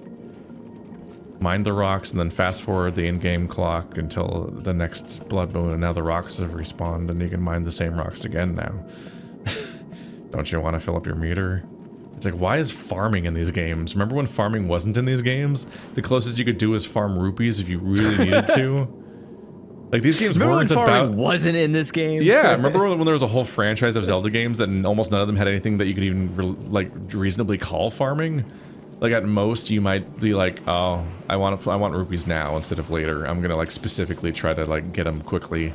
But, like, in the majority of these games, your rupees were actually constantly full, and the real cap was getting the next wallet upgrade, and that was itself another Metroidvania mechanic of like, oh, I need to find where the next wallet upgrade is in order to be able to afford these things that are clearly gated behind me having a larger wallet because they cost more than the money I can carry. Like, the entire design of so many of the Zelda games is Metroidvania in like a Zelda twist. In that specific way, if there's so many things you can't do until you like find this or that thing, and there's so many upgrades heading around in the way that Metroid games hide their missile upgrades and so on. But now they're just really rote and repetitive and boring and heavily broadcast what's going to happen for the next 100 hours before you even do it, so you just feel preemptively bored by the concept of playing the game longer. And I'm like, I just want to open a chest, and sometimes it goes, oh shit! This one's a heart piece, motherfucker! Glad you found this room, huh? That was cooler than doing the shrine again. If you want to try harder at the shrine, there's a second chest and it gives you garbage. Yeah. You tried harder at the shrine, good job. That one ledge had a second chest, it had an arrow in it. Cool. So glad. I was really hoping that the second Breath of the Wild, the Breath of the Wild sequel was going to be like, okay, so that was our training wheels version. We brought back the dungeons. There's 8 dungeons this time, and every dungeon unlocks a special item that you need in future dungeons, like in the Zelda formula. But also, each of those items also interacts with the environment in a cool way, so traversal gets crazier and wilder. Instead, they gave us a game where you go in a tower and it shoots you out of a cannon 50 feet into the sky. Like 1,000 feet in the sky, and then you just slowly glider in the direction you'd like to go in, and the whole world beneath you is gray and low level of detail and not really loaded in, so it's not even pretty. And you just like hold down forward, and then you press Tulin's Gale every 30 seconds to go a little faster. God. I'm like, fuck this game, fuck this stupid game. What a fucking I had a breaking point midway through the playthrough. I'm like, I'm so bored. Like, I'm going over there to do another shrine, and I'm like, none of this is fun. I've been doing this for like 60 hours, and this is just Breath of the Wild, but worse. Because Breath of the Wild didn't enable you to fucking fly 1,000,000 feet in the sky, so you had to at least walk everywhere and plan your routes, so you actually were interacting with the environment and planning interesting little routes everywhere, and your stamina started low, so like you genuinely had barriers on how much you could traverse, so it had like the semblance of this stuff in a new and invented way. Tears of the Kingdom replaced all that with just freedom and boringness, and then they made it a sandbox for making Roblox devices or whatever, and it's really good at that. Like, it's incredibly impressive. Everyone that makes video games tells me that game does almost impossible things. Everyone tells me that, hey, I make video games. Tears of the Kingdom is wizardry. I don't know how the fuck it runs. I don't know how those devices are simulating, and that's impressive. They didn't make a game about making devices though. I hit a breaking. I gave up because I got demoralized and because the structure of the video was bad and I need to restructure it from scratch. But I was making a video about this, and part of the process was replaying Tears of the Kingdom and writing down in a journal every time that I actually had to build anything to continue. It's not. It doesn't really happen. It's not a game about doing that. They didn't make a game about its core mechanic. If you can charitably call it the core mechanic, the gameplay, the actual story, never asks you to build a device. Basically, ever, especially not creatively. The most you do with the mega arm or whatever is you pick up a rock. You pick up like a stick and attach it to a broken lever, and now it's a lever, and you can use the lever. That's the vast majority of things they ask you to do in the story is pick up the thing next to the thing and put it on the thing, and oh, the thing works now. Whoa! If you stick that flat rock on that thing, it'll work like a propeller. Now it spins. It's like the level of creativity they ask of you is pick up the thing in the room and put it on the other thing. The other level of creativity that they ask you is that when you're going to each of the 4 temples, right before you get to the temple, there's a big gap that's too big to jump across. And so they ask you to make a device to get across that one gap, and that's it. And how do you make that device? There's a shelf covered in all the things you should make the device out of. Put those things together and hit it with a stick. Oh, it did it! That's the level of interactivity they expect you to engage with the stupid core mechanic of the entire game. Like, it's just worse nuts and bolts, I assume. I haven't played nuts and bolts, but nuts and bolts probably demanded more from you to engage with its actual mechanics. And people hated that game. It did, actually. Yeah, I'm pretty sure nuts and bolts has more interest in actually having you engage with its building mechanics than Tears of the Kingdom ever does in its entire playthrough. Yeah, Nuts and Bolts does have specific missions where you need to build cars that look a certain way. Like, it does actually ask you to go into the main mechanic and do it. It just wasn't fun. Like, that's just its only curse. It just wasn't a fun game. They forgot to make a fun game. Because I wanted to play Banjo-Kazooie. Classic. Yeah. I want to play, and that's where I am. I'm like, I wanted to play Zelda. Instead, you made me Instead, the majority of my experience building things in Tears of the Kingdom is spending like half an hour trying to find a really cool way to build like a catapult or something to launch a Korok at another Korok. And then after trying to work on it for like an hour, having it fail and break and being like, oh, it didn't really work. I guess I'll just pick him up and carry him over there, and then that's over in like 60 seconds. You're like, oh. And you realize that literally I need to reach my friend. Korok, you could just carry him over to the other guy and it'll be over in like 5 seconds. Because you can just pick him up and walk. And that's literally, there's no universe where you can build anything faster than walking there. The only reason that mechanic was compelling at the beginning of the game was because, get this, it was a puzzle game. See, the intro of that game really spoils the entire game forever and ruins the rest of the game because it shows you Tears of the Kingdom being fun because it wasn't open world. The intro is not open world, so they can give you puzzles in controlled environments where you have to figure out how to cross this gap, or actually make a thing that'll deal with crossing the series of rails that have gaps in them and so on, and get this guy over there. You're given the very simple thing of get that guy over there. You can't carry him there because there's a hole. You're in the sky. There's no land between here and there. You gotta get from this floating island to that floating island. And you can only do it via this mechanic and these constraints, and you actually had to solve it. Like, they literally ask more of you during the tutorial bits where it's kind of a puzzle game than they do during any of the actual later parts where they would have presumably expected you to have played the game more at that point and should be better at it by then. Like, unfortunately, the puzzle gameplay ends at the end of the tutorial and it never comes up again, and the game's kind of never good again. It's like, oh no, what the fuck? You get this glimpse of like, wow, Tears of the Kingdom could have been good if it was like a constrained, more guided experience where they actually made you solve scenarios. Womp womp. Yeah, but what's the fun, you know? The Zelda formula. The proven, extremely popular type of video game that they made for an eternity. Like, next Zelda is probably going to be in for a rough ride because it's like I don't imagine they can do like another. I feel like it's going to be at least a little bit more of a return to formula. Well, that's what's happening like, it here. probably won't be like a third Breath of the Wild, and then it's like there's going to be a whole third Breath of the Wild. Well, I think it probably won't be that, but then like you're going to have this like massive half of the fandom that's like that's all they know Zelda That has, just- and they never wanted this other I thing. just- So That is I a just think that struggle. would be There's crazy. people that grew up with a that- generation of these off-topic Zelda games, and that's all they think that Zelda is now. Yeah, but okay.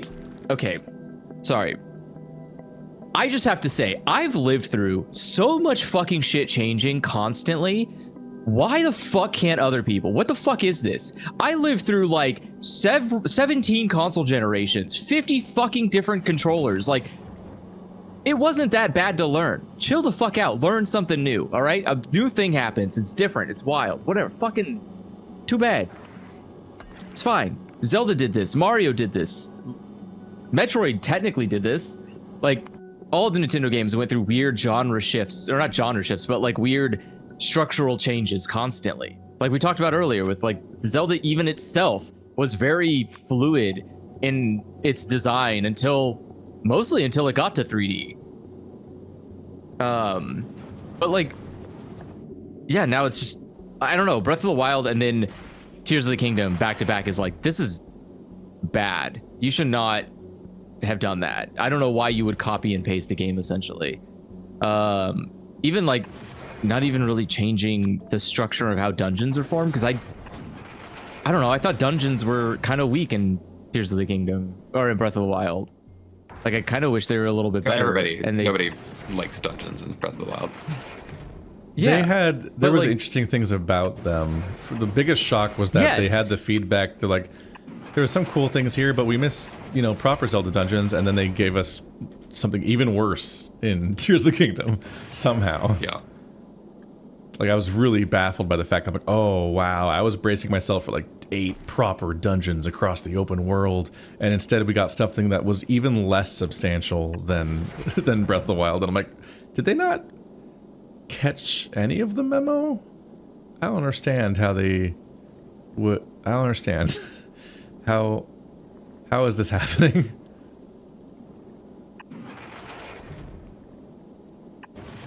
It's something I'm really reminded of as I'm playing through, this latest Pokemon game, is the fact that I think Nintendo is kind of in a very risk-averse space right now, where they're just going to kind of give everybody kind of 50% satisfaction. It's just enough to welcome buy to the die. game. That is, I don't know. That sucks the fucking life out of a company to me. Like the moment you can just feel that they're just doing the bare fucking minimum. They're like, here's a game. It's got your favorite character. Shut up. Like, what the hell? What is this? And it's rough because ZA is definitely more competent of a 3D experience than what's come before it. But it's mostly, I was talking about this with Bird in the server earlier. I'm just kind of there are so many people buying the game for weird reasons that was never a part of the original Pokemon. Pokemon was a dungeon crawler. And now I'm playing it to shiny hunt. Bird is playing it for photo mode. Some people are playing it to dress up a character. We're trying to impress people with a quest, a storyline, kind of, but it needs to appeal to all ages and all walks of life. It's kind of an art made for everyone is art for no one sort of issue. Was a dungeon crawler? I would say Pokemon was a dungeon crawler. You were supposed to, prep yourself at one town and prepare to make your way through a route that's going to have however many challenges along the way. And, when you succeed, your reward is getting through that dungeon and making it to the next area. Particularly anytime you had Victory Road, at the end of each game, that felt kind of Zelda dungeon material, where it's you kind of can feel the HM gimmick that you're going to have to put up with while Zubats are biting your ankles the whole way through. It might not be technically a dungeon crawler, but it's yeah, the turret. The server is apparently. Oh. There is no fucking way, dude. Okay. Yeah. This is so bad. I can't wait to redo all of those pipes. I'm getting pissed off. I've been trying to finish this fucking remodel. I am gonna piss. I've been trying to finish this remodel for so fucking long. I think a lot of the stuff that people complained about from 3D Zelda that gave us Breath of the Wild. Like I feel Pokemon going through like a very similar struggles. It's just that like everybody decided like you know what, I hate leveling, I hate thinking, I like just like they decided that they hated like all the core mechanics of Pokemon, like where you were kind of like building up a team. And it's like, okay, well now what we've ended up with is just kind of like pseudo open world slop where we're just kind of like, and there's not really a game designed here. You're just walking through a field and like speed running the core Pokemon experience. It's like, okay, pick up your team. EXP share is on permanently for everybody. You're gonna immediately like cream every single enemy you come across in your first attempt. No thought is necessary. Just roll those credits, and that's what you get once a year. And it's gonna sell like hotcakes, and nobody's going to ever ask for anything more. I feel like that is there is a slight amount. I would say probably like 90-10%, like 10% our fault for that problem. Like we are, I don't know, there's a very obvious shift in how we want games to be just generally, and what we, I guess, technically are financially receptive to. That has kind of made that a little bit more difficult. It is still a lot of the developers' problem. Like you are the one in control. At some point, if you can, well, especially Nintendo. Nintendo has way more control over their IP than anyone else. Nintendo can just say this is Mario, and you have to just suck it up. Like Chris Pratt no one else is can Mario. But like there is no one, like realistically, no one else is making Mario games, and Mario games, when they're usually made, have a very specific feel to them that just isn't replicated very well. So it is like, if they want to, they can stick to however they want their brand to be. They could just say, this is how it will be. Maybe we'll make a small iteration here or there or whatever.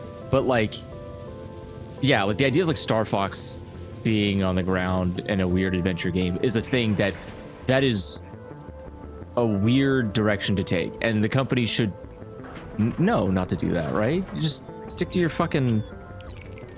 thing that you know is good. You can make variations, different variations. The idea of, I don't know, I like the idea of changing vehicles in Star Fox. Like, go more on that. Maybe make every mission be both a flight and vehicle based mission, and then you can switch between which one you want to do. Fine. But I don't need to get out of my fucking car. What am I doing? The fuck? Like, what do you want Star Fox, the boy who got his legs cut off just so he could do G-force spins, gonna fucking do on the ground? That's not his game. That's not what he does. Canon. That's not a real story. That's fanon. Fanning these nuts. I don't give a shit what's real or not. I'm telling you that I don't. Good, I do not want. I do not want nuts. Fox. All of my pipes are gone. Everything That's I fine. did recently is just out of the game. You know what? Sometimes you just gotta lay pipe.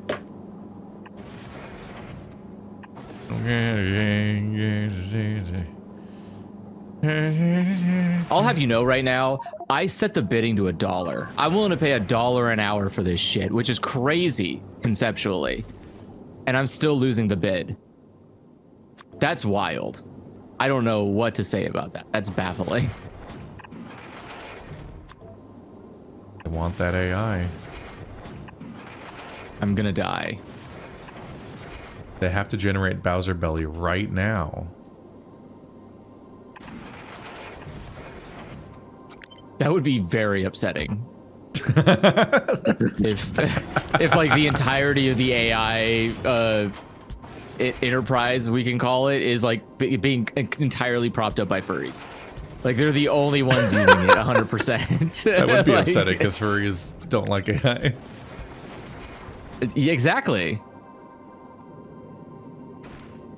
Oh, and hold on.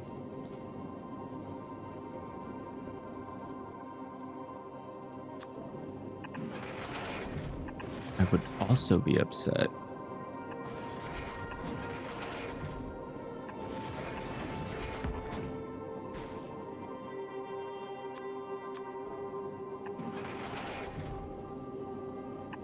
think I might have fucked that up, What'd you fuck up? but that's okay. That's okay. It's nothing. Was it funny? Did I get to make fun? Did I get to make funny you? Nah, it's not really that funny. Oh, it's so. I mean, you funny can then, make isn't fun it? of me for it, but it's not. It's so fucking funny. I can tell. Yeah. It's the only possible That's when it's the interpretation funniest. of those words.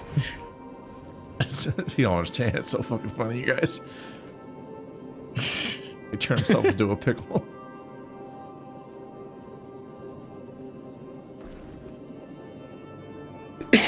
Alright, I did solve that extremely fast the second time.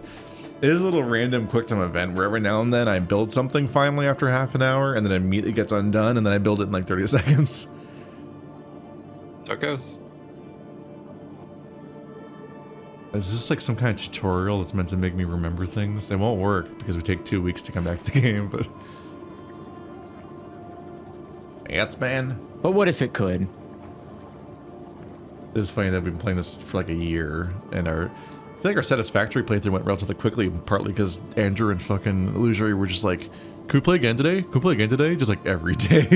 We played it like 3 or 4 times a week at some point. It was crazy. It's completely out of control. It was supposed to be We a were on series the that had grind. Bird in it, but he immediately backed out for reasons I don't even remember anymore. And then we left him in the dust. So at some point, it just didn't make any sense to bring him back because I was like, some shit's gone down.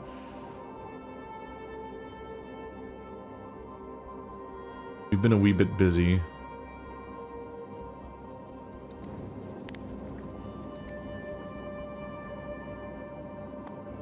I was a bit sad about that just because that was the good shit.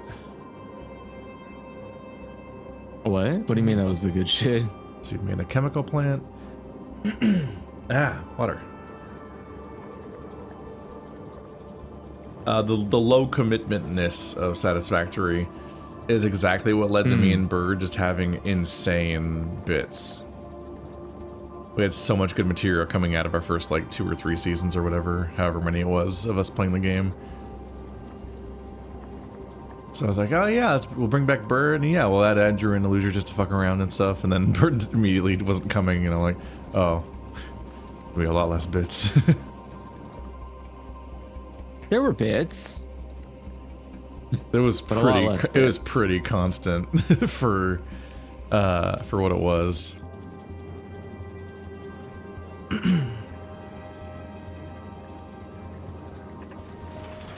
But we were efficient. No,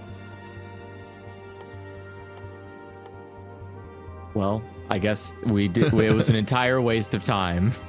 I mean that is what Satisfactory is.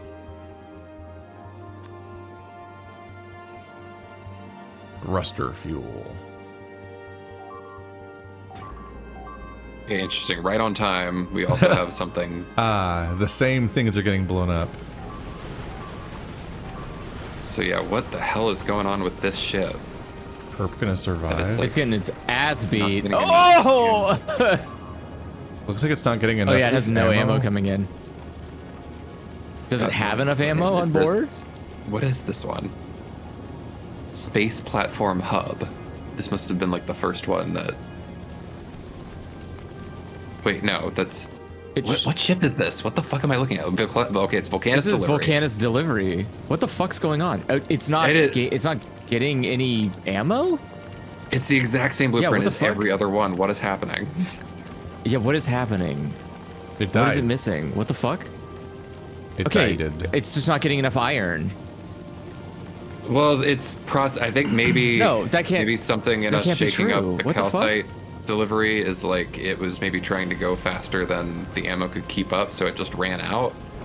So we probably need to put we need to tell it not to leave until Yeah. it has a certain amount of ammo. You're right. Yes. Are you doing that right now? Yeah. I could do that. Okay.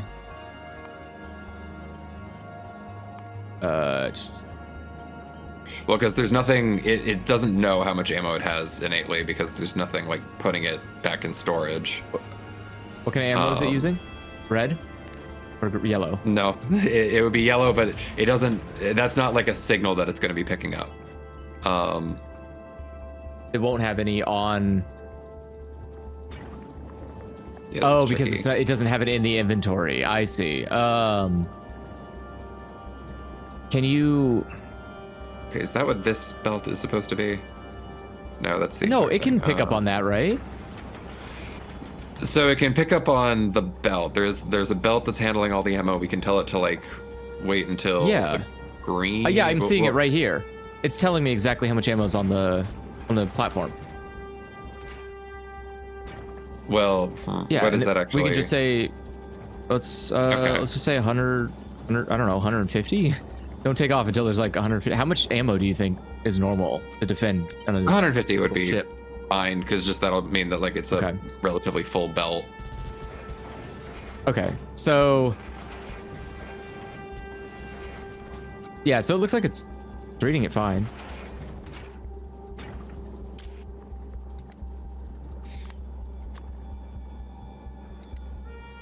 Oh, it needs a lot of. Okay, all right.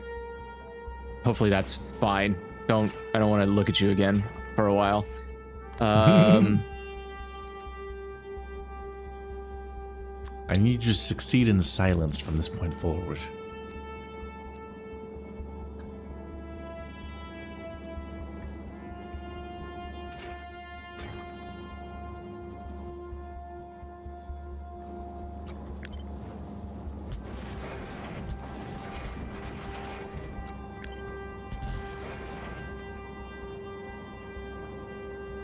What if I move this over?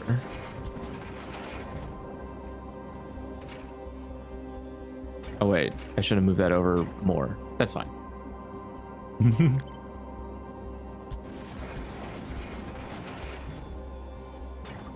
Shit, fuck, it's all gone wrong. Story of my life. Story of my life.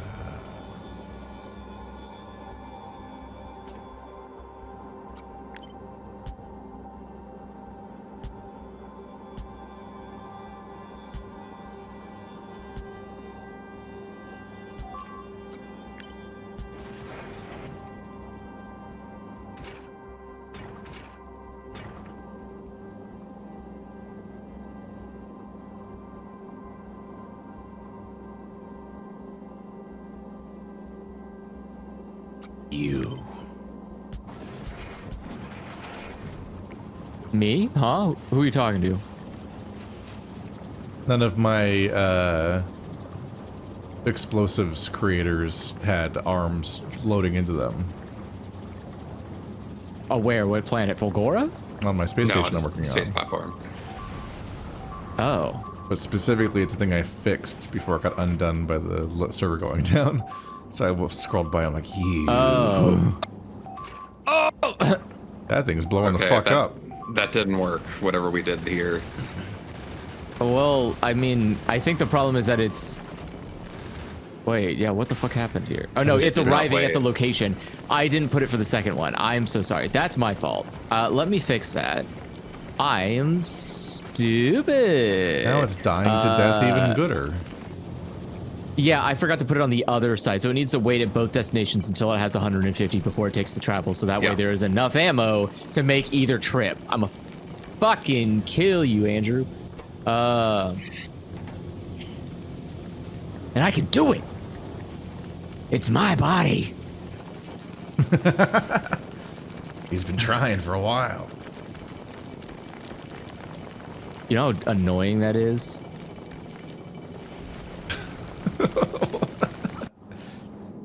From the inside or to onlookers? I mean, you can answer that question better than I can.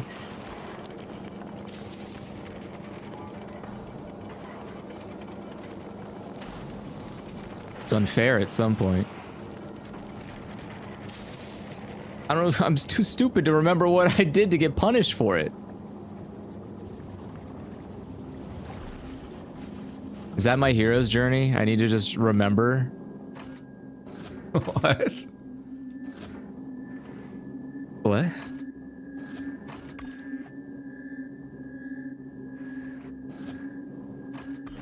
My hero's journey is what if I remembered that I'm real? Oh, not that. No, I mean, In my next demonstration, I will.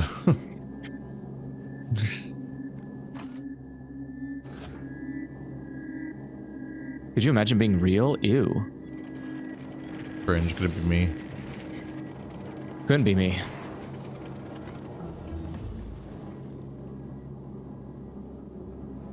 You know what? Do I still have it? Oops. Why do I do that?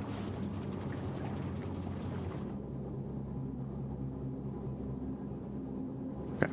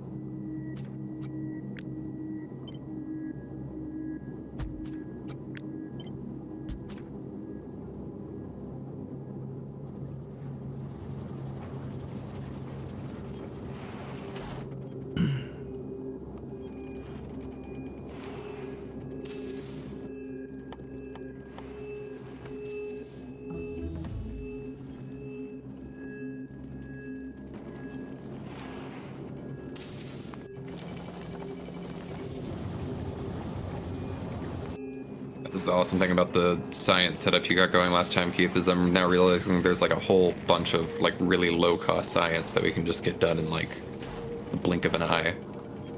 So now I have triple the bots! Triple the bots. Oh Lord, he's bottom.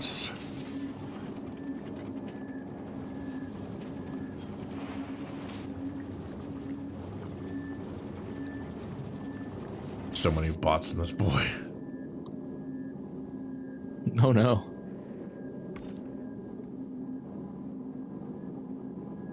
Y'all could please produce more calcite.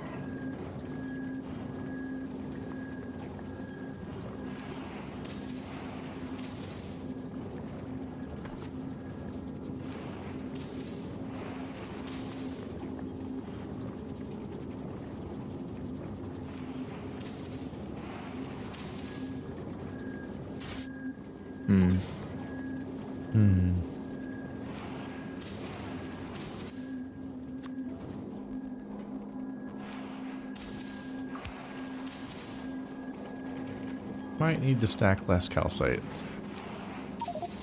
It's not doing so well. Says you.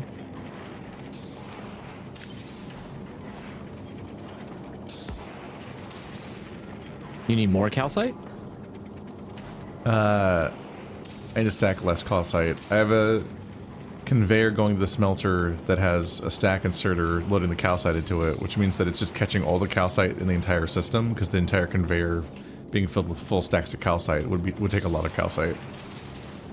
Mm-hmm. So other factories that need calcite to do their job, like the fuel, are not getting calcite. Okay, gotcha.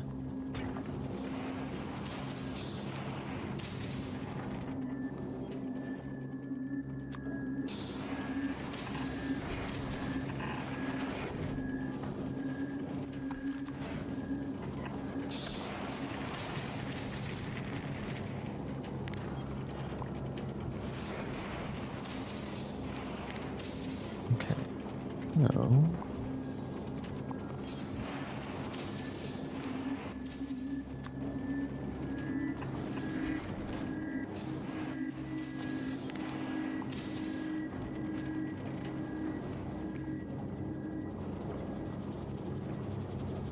There's some goddamn calcite.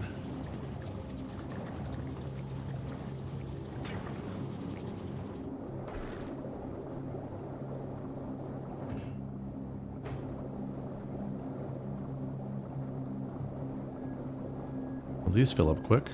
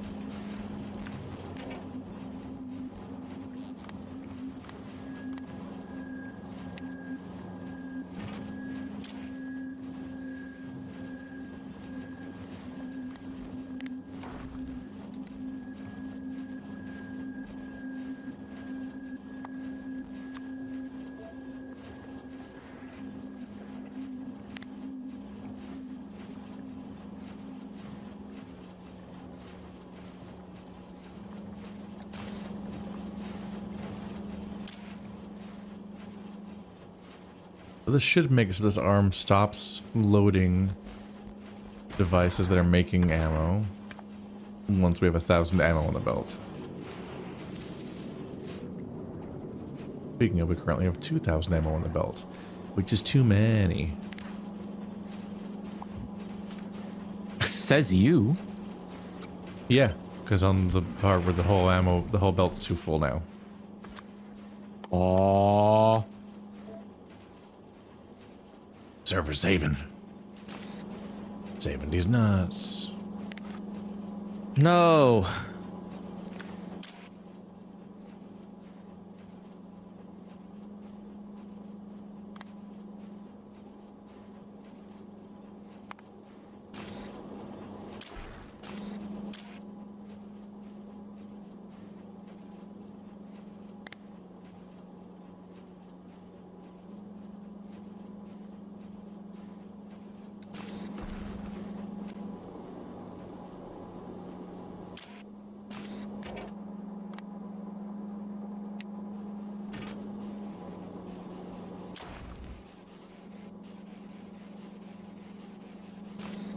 Goodbye, ammo. I need you to fuck off. Whoa. There's too much. Be gone. I am space conveyor of trash.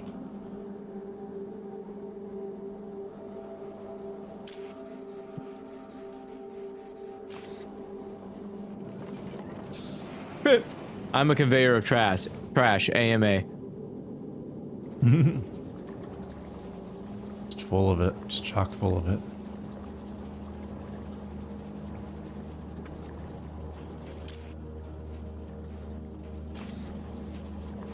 There we go.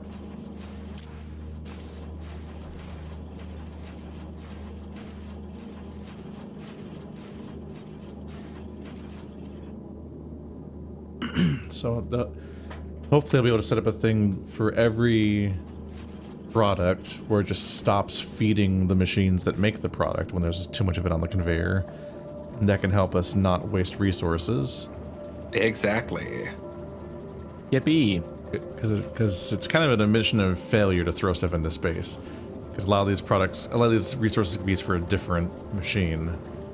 And in many cases, you're starving them to mass produce stuff you're throwing into space. It's 11, though. So I may have not finished baking the space station at all, but it is time to stop for the week. I hate it. You made good progress. This is the system that we wanted to see for this Aquilo ship. So It was a to get challenging powered- session full of exploding Jesus. servers. Yeah, I'll see what I can do about that. We appreciate you, Andrew. Stupid. Stop doing it. Stop downloading all the things. I'm not gonna remember what any of this is. Such is tradition. RIP.